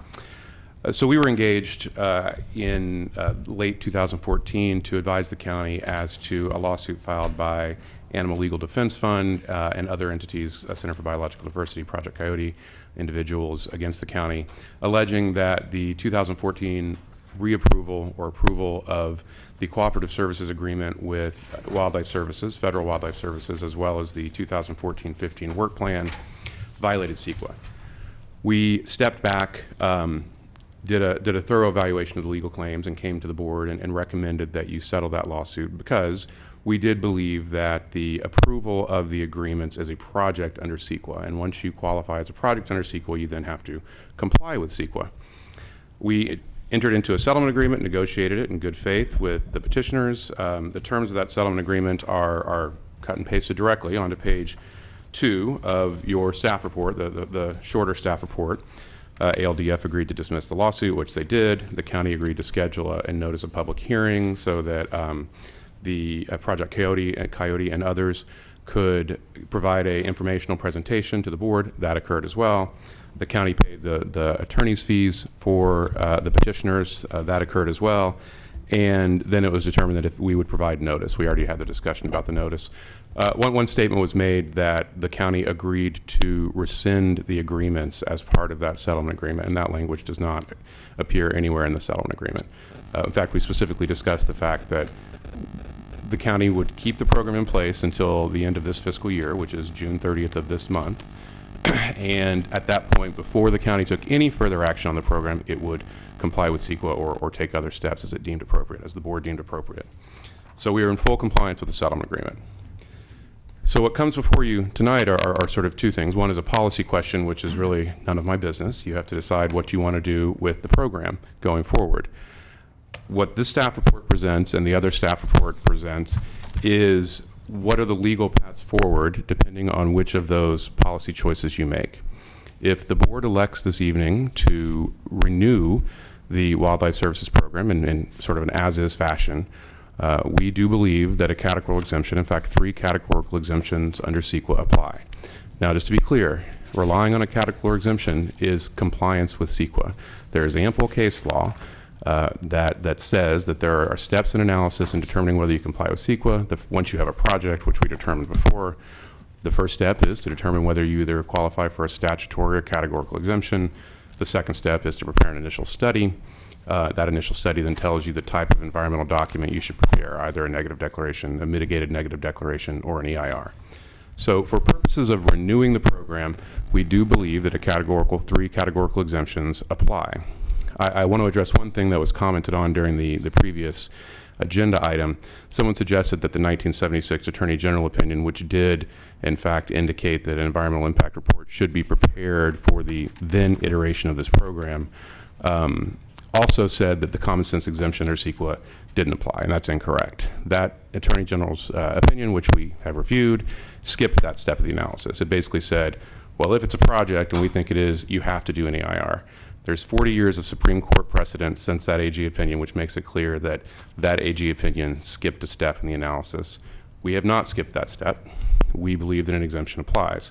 Why would an exemption apply in this situation? Well, most simply, this program has been in place in its current form for 35 years. There's evidence that it's been 35 years, but the current forms of the contracts have been in place since 1989. What the evidence suggests, and the evidence is here in these 4 binders, is that the level of take and the population has remained steady throughout that period. That is your environmental baseline. If you continue the program, the evidence in the record demonstrates that that baseline will not change, which means the program will not have an effect on the environment, and therefore common sense indicates that it would be exempt. There also the fact that the federal government, Fish and Wildlife, excuse me, not Fish and Wildlife Services, USDA Wildlife Services has prepared an environmental assessment. An environmental assessment is the equivalent of a negative declaration or a mitigated negative declaration under NEPA. That is for the Northern District of California. It does have specific numbers related to Mendocino County, so there is a very comprehensive environmental document out there for public review. Your staff has independently reviewed that, has found relevant information, has cited that in the supplemental staff report, and it's also part of the record that's before you. There are also CDFW, California Department of Fish and Wildlife, environmental review documents related to the various predators that are taken under the program.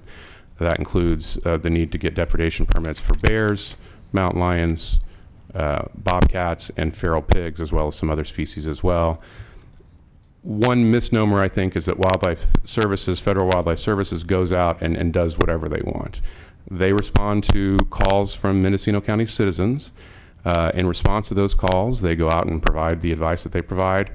If there needs to be a depredation permit obtained, it is the landowner or the resource owner that obtains it, not Wildlife Services. So it is the citizens of Mendocino County who are initiating this program. So, getting back to the exemptions, there are also sorry, did that go out? Okay. There are also benefits to this program that are found in the various environmental review documents that have been cited and analyzed in the staff report, as well as those binders that I keep pointing to. Those include human health and safety from interactions with predators, disease control, and other issues as well. So we are very confident that if you decide to proceed with renewing the program in its as-is form, you can rely upon the categorical exemptions that we've identified.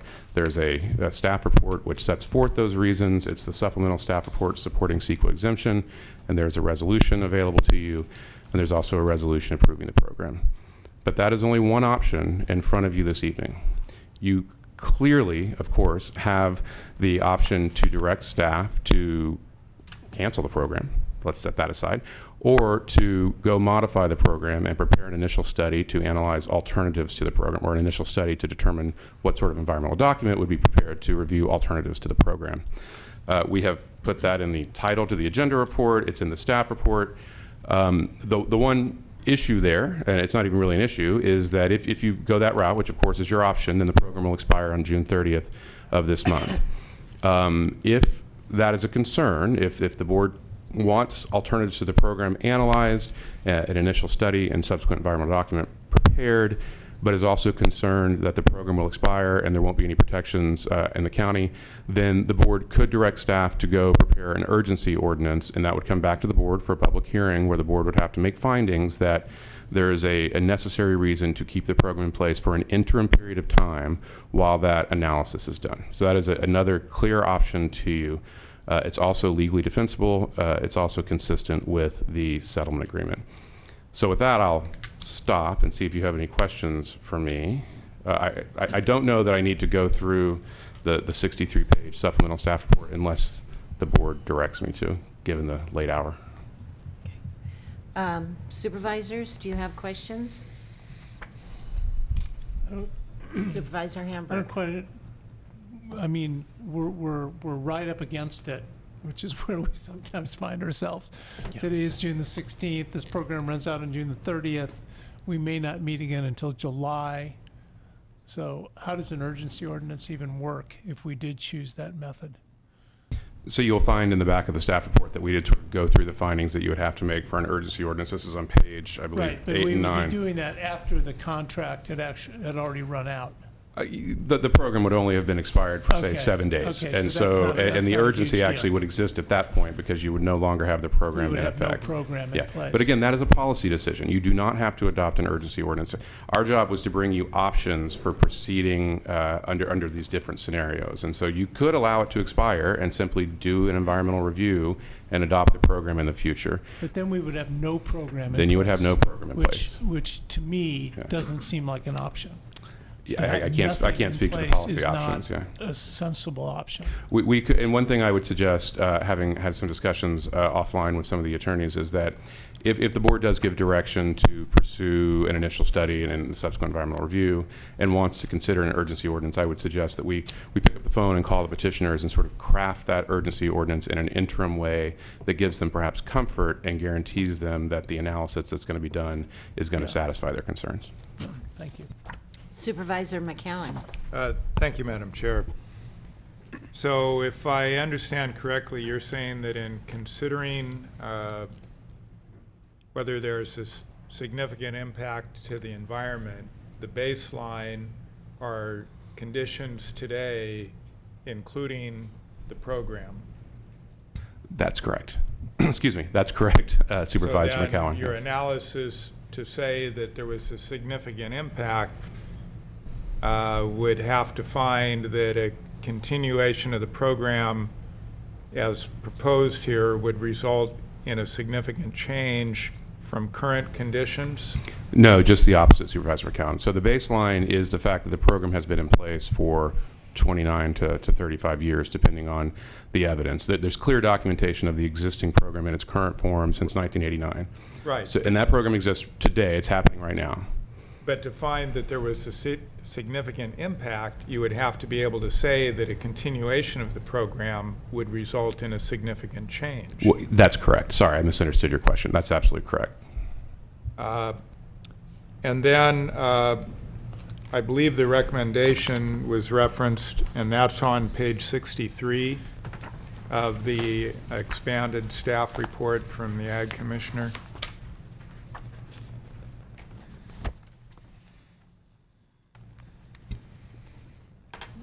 So, Commissioner McCowan, yeah, so that is the recommendation if you decide to go the categorical exemption route. The recommendation in the shorter staff report is probably the better place to start. Well, that'd be the motion we would adopt, but, you know, this is also part of the recommendation. And then, starting on page 57, with point number 1, would those be considered findings in support of the recommended action? All of the information in the staff report is substantial evidence to support a determination that the project is exempt from CEQA. We have also prepared a resolution which makes the express CEQA findings. That resolution, if the board chooses to adopt it, incorporates by reference the staff report and sets forth all of these facts as substantial evidence as if fully set forth in the resolution. We just thought that if you decide to go this route, you didn't want a 63-page staff report and a 63-page resolution. And it includes your 4 binders as well? The binders are part of the substantial evidence. Those references are incorporated into the supplemental staff report. Thank you. Okay, any other questions, supervisors? If not, we're going to go to public comment. Terry Delsalki? Did Terry? I think she left. Okay. Jessica Bloom? Good evening, supervisors. Thank you for bearing with us tonight. I have a couple of purposes here. The first of which is on behalf of the Coalition of Animal and Protection Conservation Groups that sued you and settled with you over this CEQA issue. I would like to formally object to the adoption of the exemptions as set forth in the staff report, as well as the common sense exemption to CEQA. And that formal exemption is for the purposes of exhausting our administrative remedies so that we have the option of filing another lawsuit against the board in order to enforce the California Environmental Quality Act on this decision. I'll add that, by the way, I represent the Animal Legal Defense Fund. Formerly, I'm a staff attorney there, so sorry. I'll add that under CEQA, if the county were to fully evaluate, instead of only evaluating half of the issue, if they were to fully evaluate the science at issue here on both sides of the story, we're confident that a court will agree with us that there's been a significant environmental impact in Mendocino County as a result of the implementation of this program over a number of years, as your counsel suggests. I also take extreme issue, and I think that a court would also, with the notion that the baseline at issue here would be a program, the county as it exists now, because it has always existed that way under this Wildlife Services program.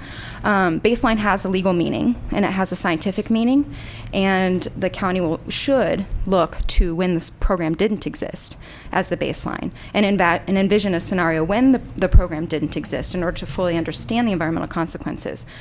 To adopt a representation or understanding of baseline as articulated by the your counsel would render CEQA meaningless, because if someone violated CEQA all along, then the violations of CEQA would disappear because they never undertook that environmental evaluation, and the baseline would be considered the violations. And that's absurd, and a court will agree. I have a number of other things to say, but I note that my time is running out. And one of those things that I'd like to say is that in all of my years of practice, which I know I look young, but it's been almost 10 years, I've represented state governments and state environmental commissions and agricultural environmental commissions, and I've never seen such a lopsided presentation of the issue. I've never seen so much more time given to one side and so little time given to another side. We were given one presentation in a series of 3-minute public comment periods. We were not given 2 full presentations, as the agricultural commissioner was, followed by a presentation by an attorney that was rife with information, not of a legal nature, but of a scientific and factual nature in support of a position that we fully disagree with. Just briefly, with regard to one thing that was pointed out by the commissioner that I think is very important here, he noted that there are a number of protocols and regulations that wildlife services must be governed by, and that is simply not true. Our coalition has actually filed a petition for rulemaking with wildlife services, asking wildlife services to adopt regulations, because there are none. They operate with absolute impunity, with no public oversight, and all we are asking you to do is give some public oversight to that program in Mendocino County. That's all we're asking you to do, is to fully evaluate this issue from both sides and perform an environmental study. Thank you. I have a question. Okay, Jessica, there is a question. So I believe you said that for a baseline you would need to go back to when there was no program? You would, because there's likely no data available, you would look to other pristine systems. Well, I don't want the explanation. I just want, is that your position? So there's been a program since 1919, so the baseline would be 1918 by your view?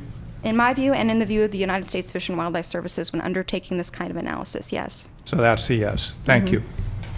Thank you. Okay. Monty Merrick?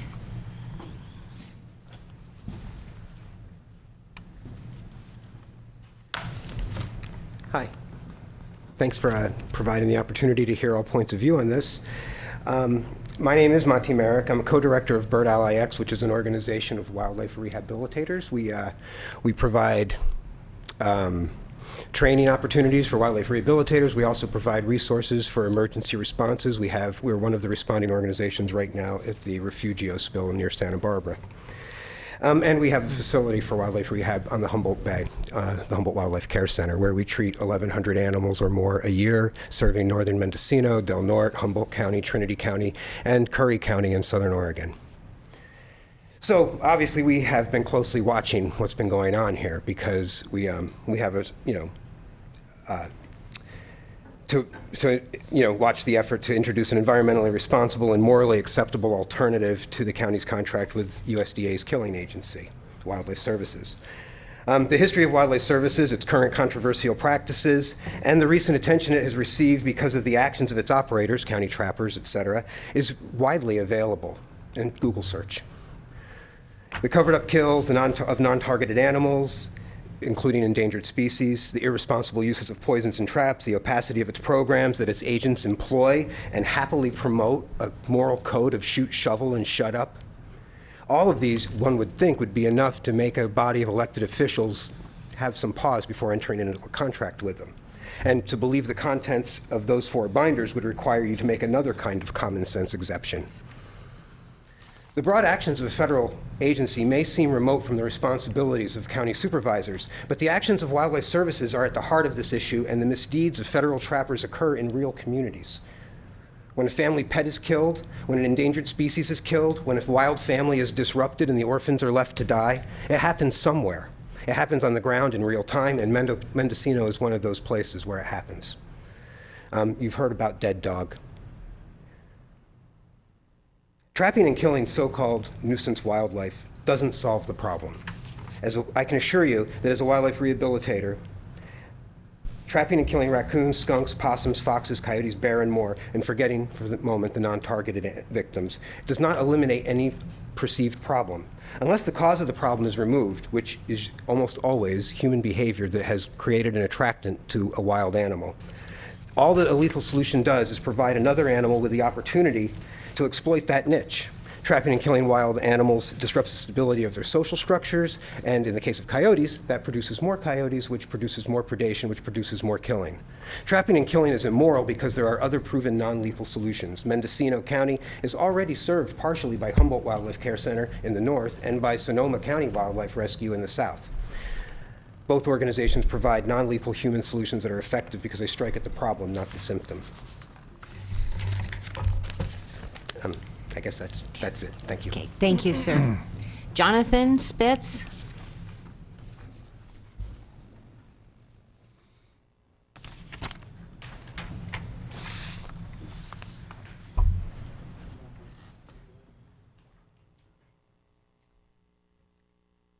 Hello, my name is John Spitz. I live up in Laytonville.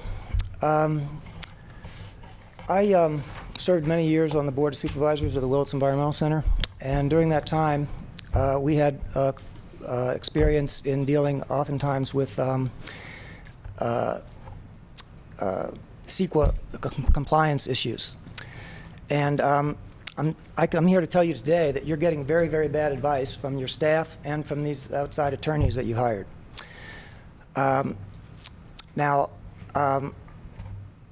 Basically, this asking for a,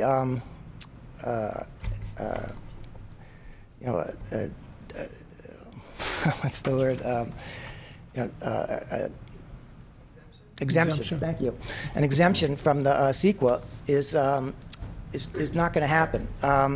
Now, before you, in the materials that I gave you, there's a list of the animals that have been killed in the county, and I just want to read that so people in the audience can hear it. In a typical year in Mendocino County, Wildlife Services reported killing up to 500 animals, about 200 coyotes, 10 to 30 black bears, 5 mountain lions, 5 to 10 bobcats and foxes, and more than 100 skunks, raccoons, possums, and many, many non-targeted animals. Now, to suggest that this doesn't have an impact or a significant impact on the environment is absurd. Now, if you pursue this contract and you roll it over into next year, what you're going to have is you're going to be sued again. And you're not only going to have to go through all the expense of that lawsuit, but the judge is going to laugh you out of court, and he's going to demand that you do an environmental impact report. Those are also very, very expensive, as I'm sure you know. Now, so why are we doing this? Why are we spending all this money to kill all these wildlife that are part of the public trust that it's your job to protect, and then throw all this money out after it for the EIR? For what? What are we doing this for? So that we can subsidize ranchers and an industry that is killing the wildlife? That's not a very good way to spend public funds, and I personally resent your spending my tax dollars on that behalf. So who's benefiting from this mostly? Oh wow, I'm really running out of time. It's mostly ranchers, and if you look at the second part of the page, ranching and animal agriculture really doesn't account for that much revenues for the county. And the fact is that we're spending all this money. Only 10% of the agricultural value comes from wildlife, and 81% comes from fruits and nuts, and mostly from wine and grapes and pears.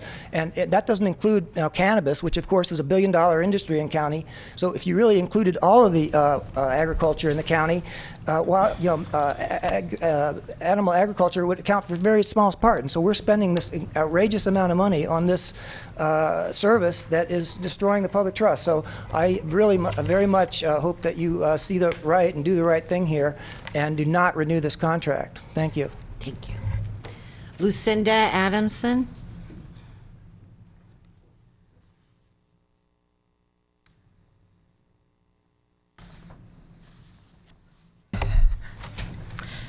Hello, my name is Lucinda Adamson. I work with Bird Alley X in the Humboldt Wildlife Care Center up in Humboldt County, and we serve, as was mentioned earlier today, parts of northern Mendocino counties.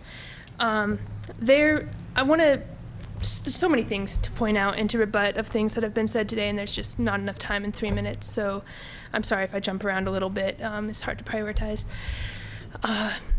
One thing I really want to make clear is Wildlife Services is not the only wildlife specialist. I work at the Humboldt Wildlife Care Center. I've worked almost every day for the last 6 years with wildlife directly, like 12, 14-hour days working with wildlife. I doubt your specialist with Wildlife Services works that much directly with the animals. I also run, or am one of the staff members who does a Humane Solutions program with the Wildlife Care Center. So when people have skunks, opossums, raccoons denning under their house, under the shed, getting into their chicken coop, they call us, and I go out to their house. I either talk to them on the phone, talk to their situation, have them send me pictures, work out a solution where they don't trap, and where they can figure out the attractants and exclude the wild animals from getting in. And there's almost 100% success rate with that. And besides just on the phone, I also go out to their house and I help them identify the areas. I'll manually dig ditches and bury hardware cloth into the ground so that skunks can't dig under their houses. If there's a raccoon family under the bathroom, you know, they like to get up there near the water pipes where it's warm and it's safe and no predators can get to their babies. There's methods without trapping, without killing, to encourage that mom to move her babies to another spot on their own. And when they've left on their own, you then find out where they got in, you board that spot up, and you never have a problem again. And you don't need to trap, you don't need to kill. So many times I hear people, they called Wildlife Services, they never got any advice, they just got a trap left out. And they set a trap and the Wildlife Services specialist doesn't come back for 24, 48, 72 hours, and you have an animal in a trap that time with no food, with no water, hurting itself trying to get out of that trap. They were never given advice on what attracted that animal, how to get that animal to leave, and a lot of times someone calls us just because they saw a skunk, and there's not actually a problem, and just a little bit of education that the skunks don't want to spray you. The skunks will move on. They're transient animals. They just move through. You'll never see that skunk again. So public education is really an important key here. And I realize I'm running out of time and don't really have time for another point. So thank you for your time tonight. Thank you. Thank you. Devin Jones.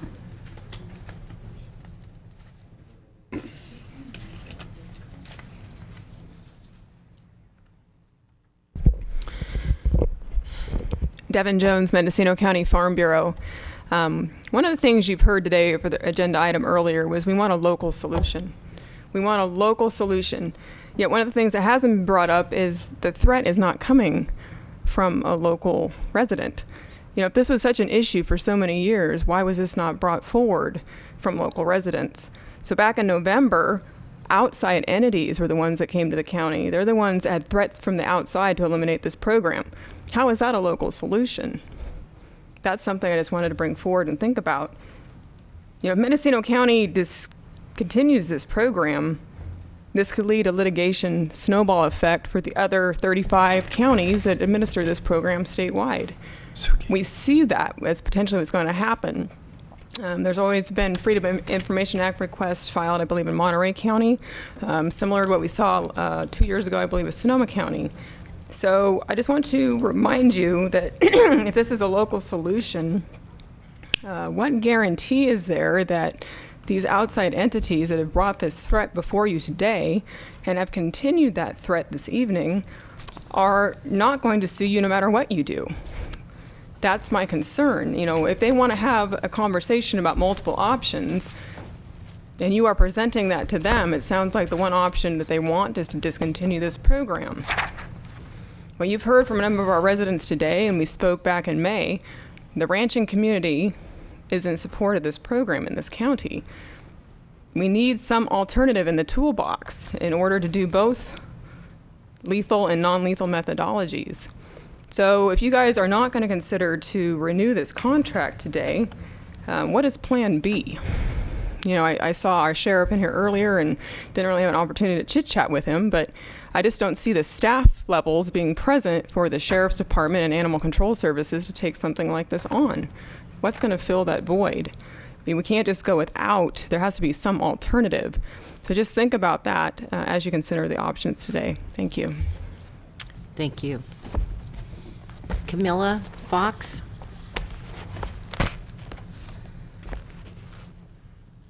Good evening, supervisors.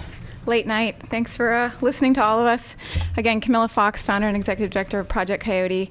I want to just comment on the previous comment that we are outsiders coming into your community here, because I think you've heard from a lot of people within Mendocino about concerns.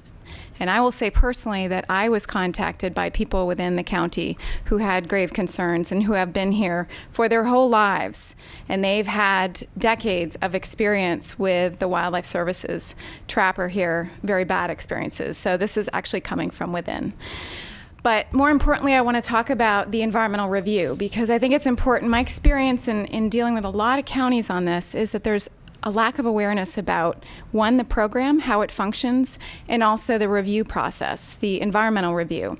So Wildlife Services functions under a programmatic environmental impact statement. This was done in about 1997.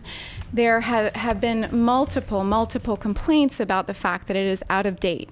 It includes outdated science, and it's something that there's an effort now to review that environmental impact statement. What was mentioned is the Office of Attorney General is reviewing the whole entire program, and so it's under investigation. They're looking at all aspects and impacts of the program.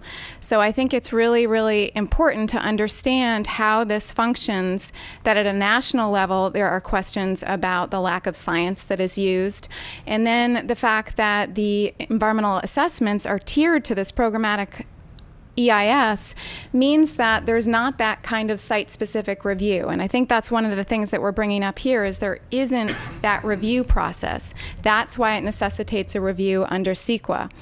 And I would hope as well, you were given a lot of documents from us, and we know that that takes time to review those. And I hope that you will perhaps tonight make a decision that it is incumbent for you to review those documents, that we provide a lot of current science as well. We believe very much that this does necessitate looking at the current science.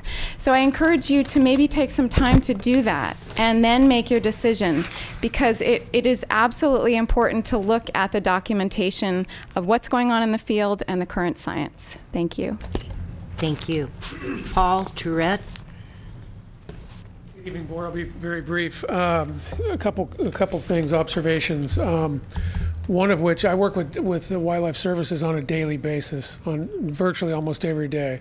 We get calls from timber property owners and things like that. I've worked with Chris Brennan for going on over 5 years now. I know Chris to be an honest man. I know Chris to be an honorable man, as the woman mentioned before. I've never known him to break the law. I've worked with him in over 5 years, and I know that he doesn't. In the past, the number of 400 dogs seems to be this anecdotal thing, and it's amazing. But in the past, this county was rife with stray dogs, mostly pit bull terrier types from various, what I would consider irresponsible landowners. I personally had one of my Chihuahuas torn in half by 2 pit bull terriers that went in a neighborhood where people's dogs were running loose all the time in brick trails. So I've had that. But I just want to get back to, since Tom Allman has taken over animal control, I would say the dog lethal program has reduced over 100% almost. We don't, Wildlife Services doesn't dispatch many dogs close to what it was back in 2010.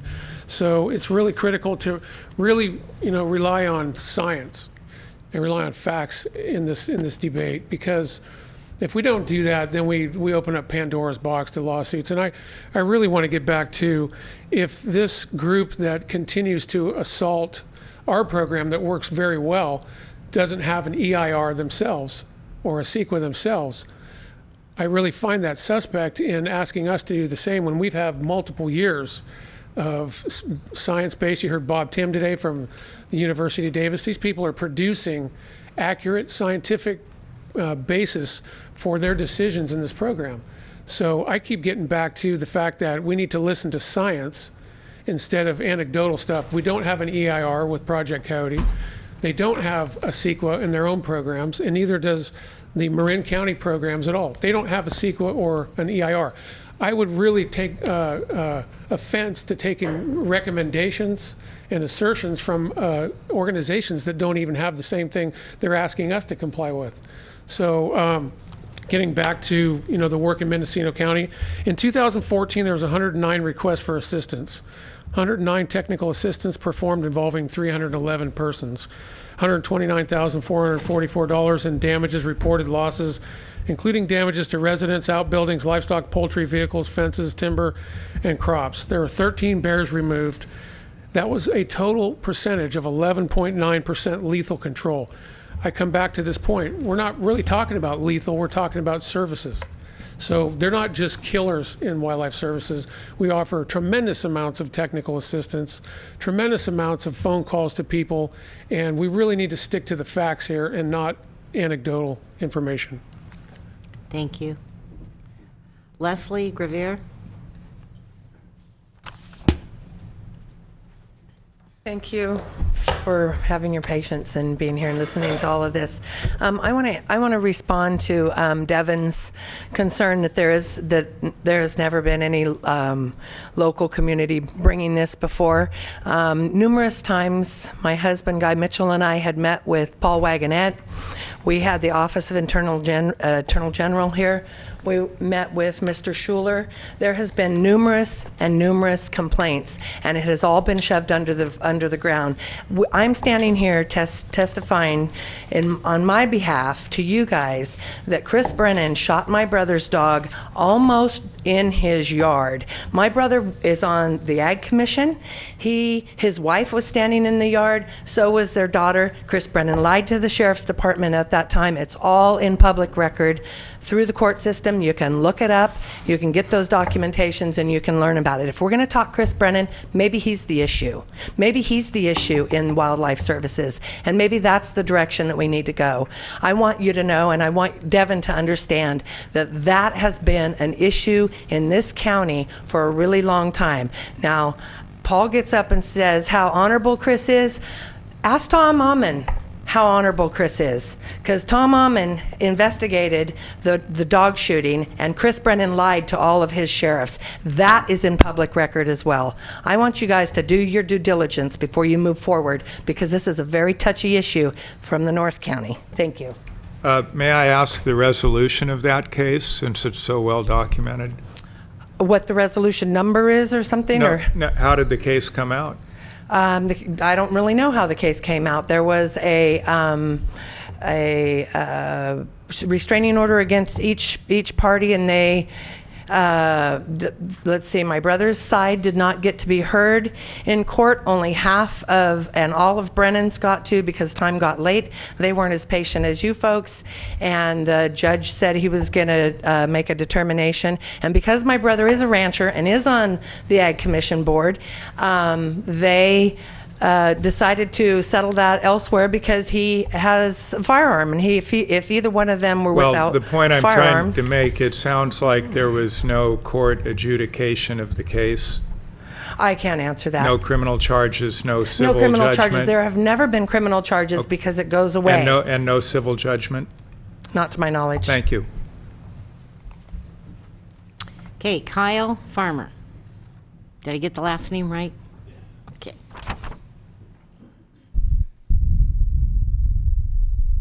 Kyle Farmer, Magruder Ranch.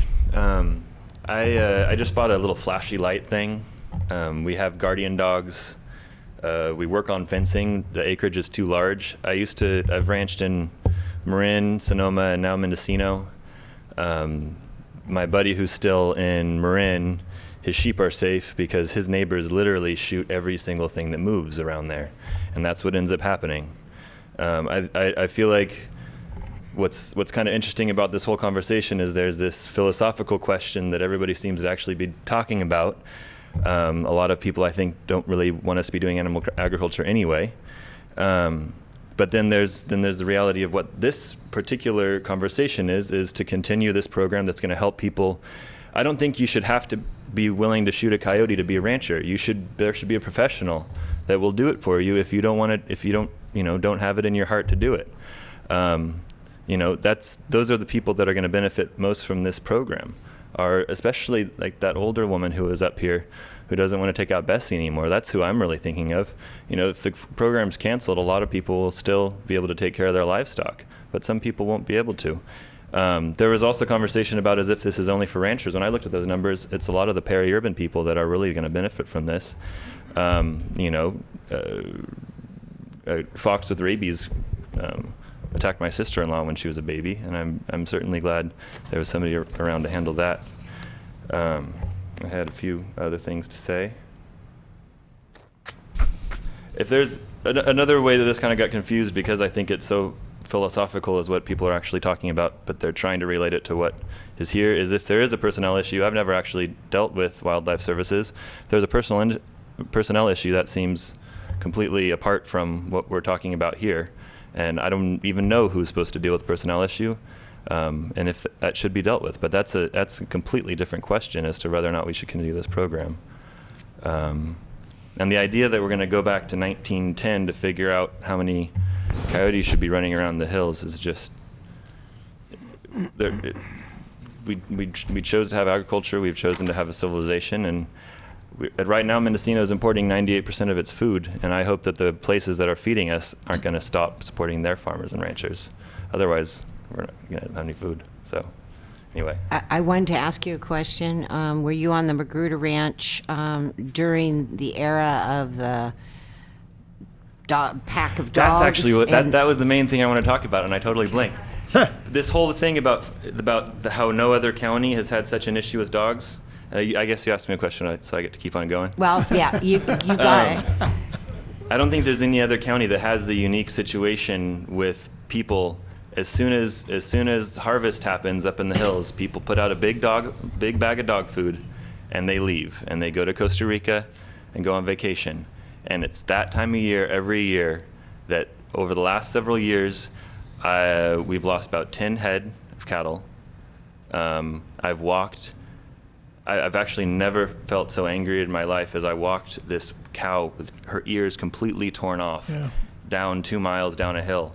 And it was an amazing thing. Usually you're herding cattle and they don't really know what to think about you. They're curious about you. They're kind of afraid from you. This cow just followed me all the way down the hill. You're not going to have fences that are going to keep these dogs out. And once they get a taste for it, the same thing with coyotes. We don't kill very many coyotes at all. I mean, maybe one a decade. But when a coyote gets a taste for domestic livestock, it's a different animal. And when a big pit bull packs up, it's like a group of frat boys. You talk to one guy and he might be a nice guy. You get enough of them together and things start happening. These dogs, like I've tracked pit bull tracks where you'll have 3 pit bulls and you'll have one little fox terrier running behind them. They get together, and it just gets out of control. And the pit bulls are the ones that take down the cows. The sheep industry has been destroyed by the coyotes. There's a reason why people aren't raising sheep anymore. But the cattle, to me, it's the pit bulls that really get us. I remember the article in Ukiah Daily Journal, so Yeah. I Anyway. appreciate you commenting on it. Yeah. Thanks for reminding me. Okay, that's the end of our speaker cards. We're going to bring this item back to the board. Supervisor McCowan. Thank you, Madam Chair. Well, we certainly have a wealth of information in front of us and opinion. I've read numerous comments from the public, most of them urging us to adopt some alternative to lethal methods, to either absolutely eliminate any possibility of lethal methods or adopt a hybrid program. Quite a few variations on all of that. And really, what we have is a hybrid program. going back to the informational presentation, the previous item, it opened my eyes to a few things. I wasn't aware that if you want to take feral pigs under this program or wild turkeys, you need a depredation permit. And I won't repeat all of the information in that, but it doesn't jibe with some of the public comments that our current program is killing as a first option, or that it's indiscriminate killing. That's absolutely not what is happening based on the wealth of information presented. There's comments such as, when you get rid of the mountain lion, then the coyote comes in and the fox goes out.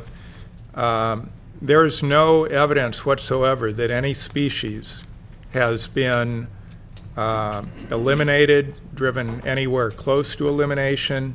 The evidence is, and there's quite a bit of extensive information, including percentages of animals taken based on a low population estimate. So, there's information in the extended staff report about low population estimates and high population estimates for striped skunks, spotted skunks, possums, coyotes, and so forth. And using the low population estimate, the amount of that population taken ranges, I believe in almost all cases, it's from less than 1% of the population up to 1.74 for I think it was coyotes. And then if you look at the cumulative impact of coyotes based on individuals other than wildlife services, it gets up to 7.17%. Feral hogs, they didn't have quite as detailed information, but the impact of the feral hog population or feral pig population is nowhere near what is believed to pose a threat to the species. And in fact, we see the species proliferate. We see the coyotes proliferate.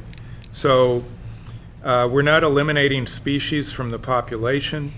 We're targeting individual animals on a case-by-case basis that are creating problems. We've heard some pretty inflammatory comments condemning the program and condemning individuals who are the specialists who operate that program. What we don't have is one single shred of evidence that supports the inflammatory statements. All of the information submitted by the Center for Biological Diversity does not support the claims that are made. So, it's very difficult to give credence to the people who want to eliminate this program in Mendocino County. And I believe people are ignoring the fact that conditions are vastly different here, as has been documented by all of today's presentation.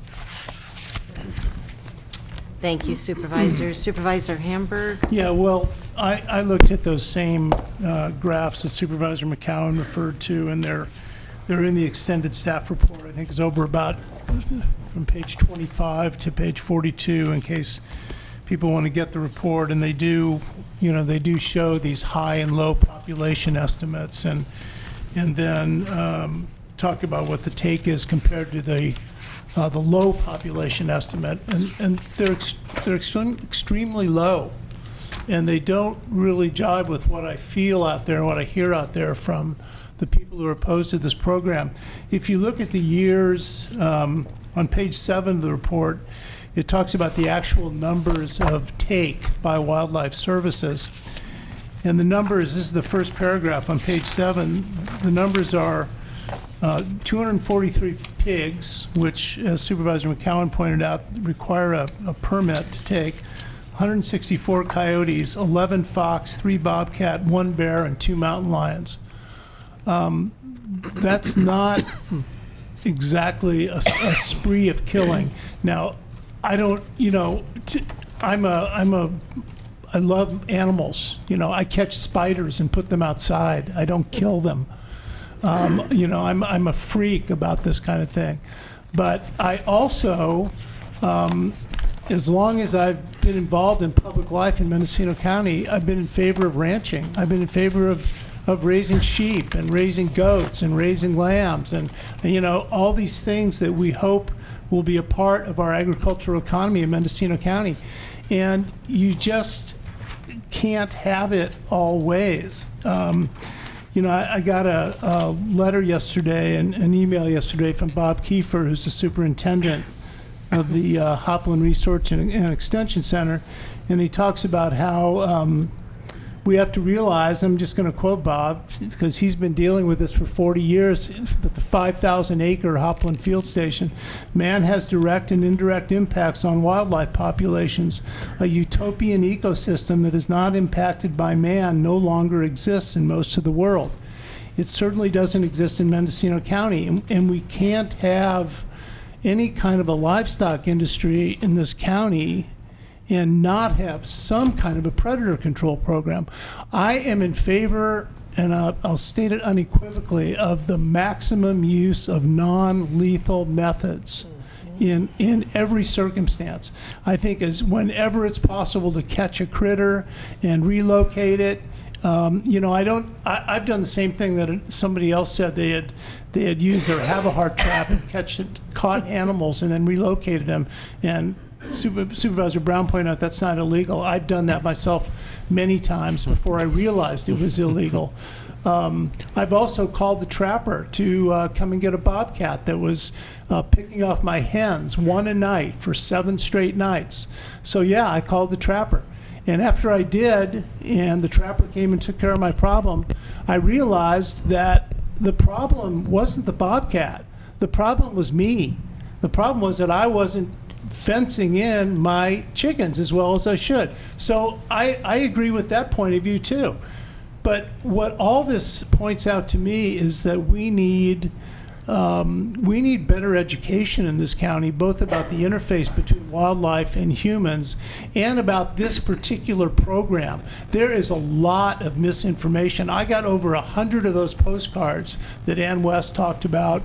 We've got binders full of input. Our smartphones have been ringing off the hook.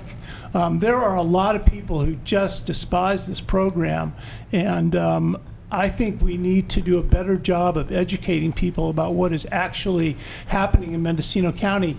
And I'm almost through, Madam Chair. I realize I'm talking too long, but I have been in contact with both Bob Kiefer, who, as I mentioned, is superintendent at Hopland Field Station, and with the new director of the Hopland Research and Extension Center, Kim Rodriguez. And I've had a couple of really good conversations with Kim, who is very willing and is already implementing new predator control strategies at the Hopland Field Station, and wanting to reach out to the public and conduct workshops and symposia on non-lethal predator control. She doesn't believe that non-lethal predator control is always viable. I don't believe that either. I didn't believe that even before I read these 80 pages. It just makes sense to me that sometimes it's the only way it can go. But I am very glad that HREC is going to take on an educational program and and try to get some of this information out to people, and also continue to experiment with more sophisticated. I'm not giving up on new non-lethal control methods. They might be out there, but our history shows. Our history of dealing with predators shows that it's not always a solution. I think wherever it is a solution, it's far preferable to trapping and killing, but sometimes it isn't. Thank you. And Supervisor Hamburg, I gave you my time. I Okay. had quite a few comments, but it is getting late this evening. Okay. But I appreciate both you and Supervisor McCowan speaking to the issue. Supervisor Woodhouse. Thank you, Madam Chair. They said much that I support as well in encouraging us to work together on this in the future. I'm wondering if you are ready for a motion. I'd be glad to make one. Supervisor Judy, do you have any comments, sir?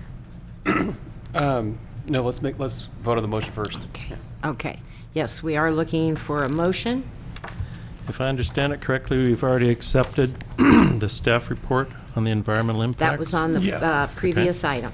Then if we're at number 2 in the recommended motion, that would be to adopt a resolution finding the program exempt from CEQA and authorize the chair to sign same.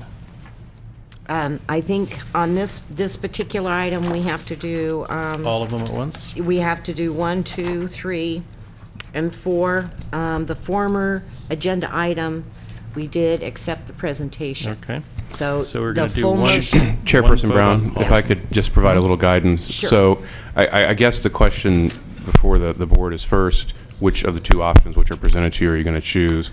There are 2. One is to pursue an exemption. I guess the motion can indicate your My way to go. intention to renew the contract and make that motion if you'll tell me what you'd like. So then you have to do it in 2 steps. The first thing would be to make a motion to find the agreements or the program exempt from CEQA, and then once, assuming that passes, if it does, That's what I then you thought. would do a motion to renew the program. I'll repeat my motion then, that we adopt a resolution finding the program exempt from CEQA and authorize the chair to sign same.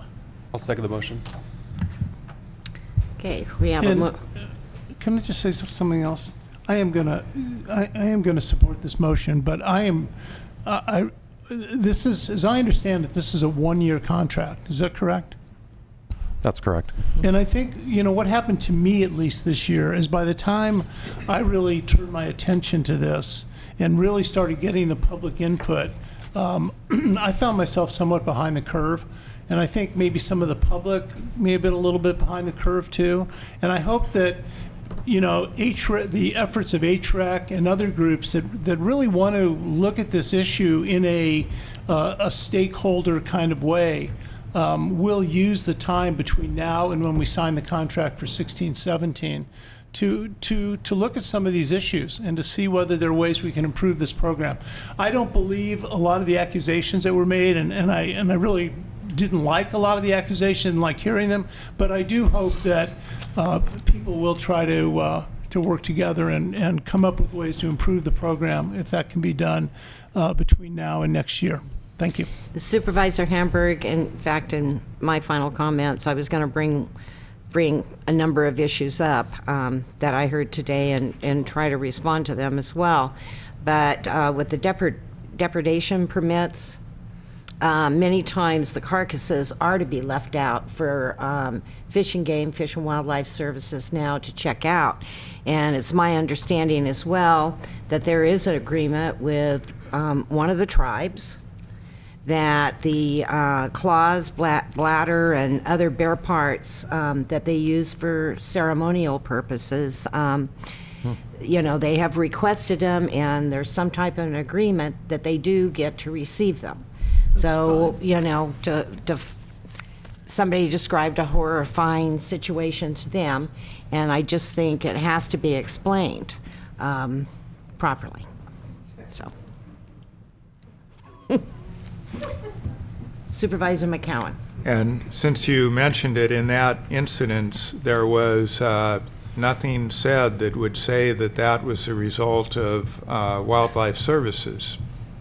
There are poachers that kill bear specifically to take particular parts. But anyway, I want to clarify the motion. The motion is simply for point 2. We've accepted the report. The motion is to accept point 2, and then we still have points 3 and 4, and I wonder why we wouldn't do them all in one motion. I think I was... In order to take action on renewing the program and authorizing the chairperson to execute the Wildlife Services Agreement, you first have to find it exempt from CEQA. You first have to do the CEQA compliance action. So you then do prefer that the motion be in... The motion was correct as made. Right. If that's the intention of the board, the motion was correct as And then we would go on made. to point 3 if we want. Correct. Okay, thank you. Okay. Supervisors, do you understand the motion? Okay, we're going to vote by the button.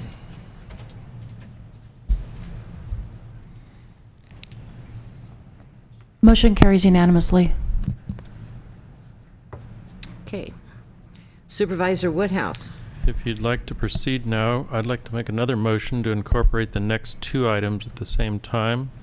To adopt a resolution approving the program, authorize the chair to sign same, And number 4, authorize the chair to sign the 2015-2016 work and financial plan with Wildlife Service in the amount of $143,799.96, and authorize the chair to sign the cooperative services agreement with Wildlife Services. We have a motion on the floor. I'll second the motion. We have a second now. Any discussion, supervisors? Well, I would like just to add to the comment that Supervisor Hamburg, and I agree, I would like to see people who are concerned about this issue get together in some fashion. However, I guess I'm not that interested in inviting people to get together and offer alternatives if they're so set on the county not improving an existing program, but if their only objective is to end the Wildlife Services program and they won't be satisfied with anything short of that. I guess I'm not that interested in having them just sort of delay tactics and just wasting people's time. If people want to come in good faith and say, here's how Wildlife Services could do a better job, here's how there could be additional information given to the community, maybe it's through UC Extension, I think that's great, and I'd be all very interested in hearing those proposals. But again, I'm not that interested if their only objective is that they will continue to sue the county unless the county ends the Wildlife Services program. I think that's a non-starter with me. Well, Madam Chair, I just want to tell Supervisor Dirty that I totally agree with him. But I do think there is some room for people to come to compromise and come to a meeting of minds on this. Because there's a lot of people who really strongly favor non-lethal methods, like me, who still believe that there are times when you have to use a lethal method. And that's even the woman, Ann West, who spoke, who'd organized that mass postcard campaign. That's the way she looks at it. And she's close to ALDF. So anyway, I agree with you. Supervisor McCowan. And I agree with my colleagues as well, and I think the Hopland Research Center is an appropriate, yes, turn out the lights, but I think the Hopland Research Center is a very appropriate agency to kind of lead this initiative, and I do too. I think the goal is education across the board, both what this program is, how it operates, and also the alternatives that are available. Sure. And wherever alternatives can be found to work, that of course is preferable, but it's not going to work in every situation, and it's not realistic based on our predator population and our terrain to think that we could go exclusively non-lethal without damaging our livestock industry. But I certainly do support going as far as we can towards non-lethal alternatives. Yes. And I would think some of the groups that have come forward here, including Project Coyote and others, I would hope would be willing to work with the Hopland Research Center to put out as much education as we can about when and where will non-lethal alternatives work. Let's get as much information out there to as many people as we can. Okay, and absolutely. I didn't want to talk today. Your turn, Supervisor Whitehouse. You go first. No, please. Thank you, Madam Chair, and I'll be very brief. I appreciate the deep conversations that I've had with people and learning on the issue, and it's something I think everybody in this room is very loving of our wildlife and nature, and that's why we live here. One thing that hasn't been talked about very much, and I promise to be brief, is the large commercial grows that are going on all over the county and mainly up in the north. The animals that come anywhere near those grows are slaughtered, and the amounts that are killed every single year dwarf these lists. These lists make me sad. Those lists are totally unacceptable. And I think we could all start by working on that problem. And if anybody would like to talk to me or do something about it, I think we can have an impact on it. It's not going to get easier later. So I'd love to talk to anyone, and I appreciate the emotion and the sincerity that you all put out tonight. Thank you. And I'm only going to make one short statement because I don't think it's been talked about by any of the 5 of us yet, but it's a health and safety issue to me. And I have seen many outbreaks of disease in this county throughout my entire life that I've lived here. I've also seen at least 3 rabies outbreaks. And to get a handle on that, when you have something start going through the county, it's a big deal. And U.S. Wildlife Services has always come to our aid with that. They have done so in other counties.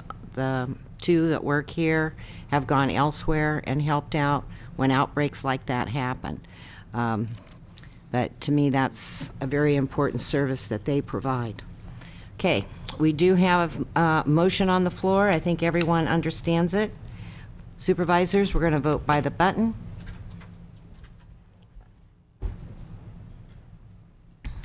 Motion passes unanimously.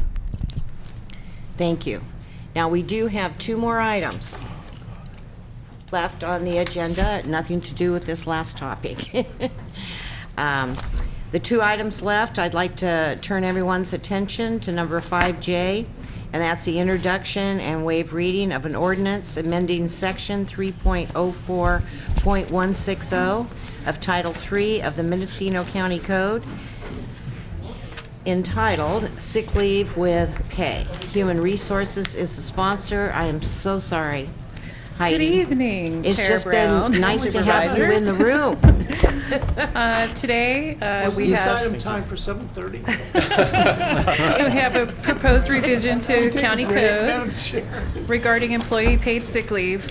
In order for the county to be in compliance with AB 1522, the Healthy Workplace, Healthy Family Act of 2014, the county is required to provide sick leave to part-time and extra help employees beginning July 1st. Sick leave is accrued at a rate of 1 hour for every 30 hours worked, with a maximum of 24 hours or 3 days in 1 year and a total of 48 on the books. The item today introduces and waives reading of the ordinance, amending Chapter 3.04 of Title III of the County Code. HR has been working with IT. We have a tracking system in place, and we're ready to go on July 1st. So if you have any questions. I'm trying to find it. I can't. It's 5J, and, Oh, yeah, there it is. yeah. Supervisor McCowan? Madam Chair, I will move approval of the recommended action, which is to introduce and waive reading of an ordinance amending section 3.04.160 of Title III of the Mendocino County Code, titled Sick Leave with Pay. Second. Okay, I'd like to take public comment, please. Johnny? Seeing none? Johnny, come on, Johnny. Seeing no one Grab a come speaker forward, let's card. vote by the button. Okay, our last item follows 5J. Motion passes unanimously. I'm sorry, I'm tired. Just hit me with something. Okay, we're on to 5K. Discussion and possible adoption of revision to the Mendocino County's pre-employment policy, policy number 45. Yes, today HR is recommending some revisions to Policy 45. In 2006, the county began testing all candidates that had an offer of employment for drug testing. In 2008, County Council advised HR that we couldn't test everyone based on a federal Supreme Court decision. So we discontinued, and we tested only the safety-sensitive positions such as law enforcement, Department of Transportation employees, and employees working with children and the elderly. We do have a list of positions that we test. In 2015, HR began to make revisions to the pre-employment policy and requested an updated opinion from County Council, and it was the same as we received in 2008. So the HR is recommending changing the policy to reflect the current practice, which is only to test the safety-sensitive positions. Also, HR is recommending that we standardize the pre-employment physical requirement to send only those who must lift over 30 pounds in their job. Currently, we send people who lift 25 pounds and over, and the people who lift between 25 and 30 pounds pass the physical as long as they have a pulse. They don't really do anything. They don't have to lift anything. It's just a real basic physical. The lifting requirements, they actually get tested to actually do lifting when it's a 30 pound and over. So We just feel that why don't we start sending only the people who lift the 30 pounds, because those are the people who really need to have the pre-employment physical. So that is our other recommendation. We are working with all the departments to update the classification specifications. We're finding that we have inconsistent lifting requirements. For example, there is one range of, I believe it's one of the attorney classifications, and the difference between the 1s, the 2s, the 3s, and the 4s, they all have different requirements. One says no lifting, one says 25, one says 30. So we're working with all the departments to standardize those. So basically our recommendation is to change the policy to test only those in safety-sensitive positions and only to do a pre-employment physical on positions that are required to lift 30 pounds or more in their job. Supervisor Jurdy. So for clarification, on the one hand, you're saying it's been in effect since 2006, but we're amending it. So what is it we're changing? Well, we're changing the actual policy, the actual written policy. We're updating the written policy, which has never been updated. So there was a county council opinion back in 2006, and since 2006, HR's followed a certain procedure, but that procedure was never codified in the policy? The policy, is the policy? Doug Lozak, County Council. That's correct. My office, and actually I wrote an opinion in 2008 based on a Ninth Circuit court decision stating that you couldn't just drug test everybody. And based on that, even though the policy said we were drug testing everybody, we decided not to drug test everyone. And this is simply catching up with what the practice has been since 2008. We're looking at policies that relate to HR and trying to update them. Supervisor McCowan. Thank you, Madam Chair. First of all, I have what I think is further technical clarification. If you go to page 2 of 5, section 3.2, appeal of disqualification of pre-employment physical, the first sentence there actually would be, or I think should be titled, disqualification of pre-employment physical. And then beginning with the second sentence, that would actually be a section 3.3, which would say appeal of the disqualification of pre-employment physical. Because you got to disqualify them before they can go to the appeal. And the first sentence describes how they would be disqualified.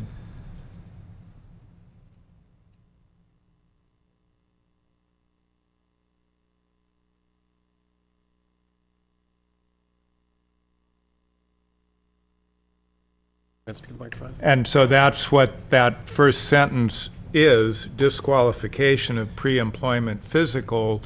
Beginning with the second sentence, it would be the appeal.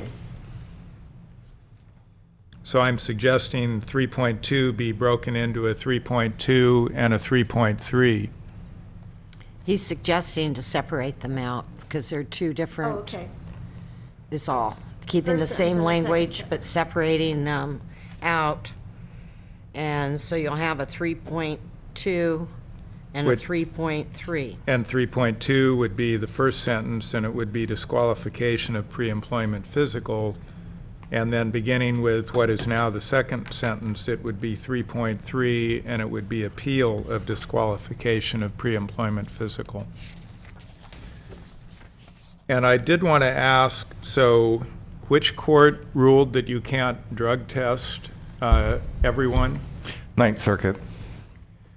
And are there other circuit court opinions that differ from that? There's actually a California State Supreme Court that, based on state law, says you can, and that's a conflict, and we've talked about it among the county councils for some time. The problem is if we test somebody and they sue us in federal court, federal law is going to take precedent and will be in front of the Ninth Circuit. Well, if someone is under the influence of drugs, why isn't that a safety condition in any position? So we would have people driving county cars that, because we said their employment is not a safety position, we can't drug test them, but they could be driving a vehicle under the influence. If we believe they're under the influence, we can drug test them. We can, if we have reasonable suspicion that they are under the influence of drugs, we are allowed to test them. And even being under marijuana, influence of marijuana, is something we can fire you for. How come any department store or retail store can drug test everyone prior to hiring, and we can't? I'm not so sure they can. They are taking a chance because it has to be the case at issue in the Ninth Circuit was a librarian. It was a page who worked at a library, and they said if that page comes to work under the influence, what she's going to do, misfile some books. I mean, that was pretty much the opinion of the Ninth Circuit, that particular division of it.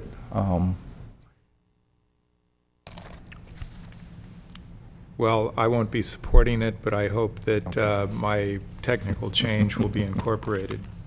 We will incorporate your technical change.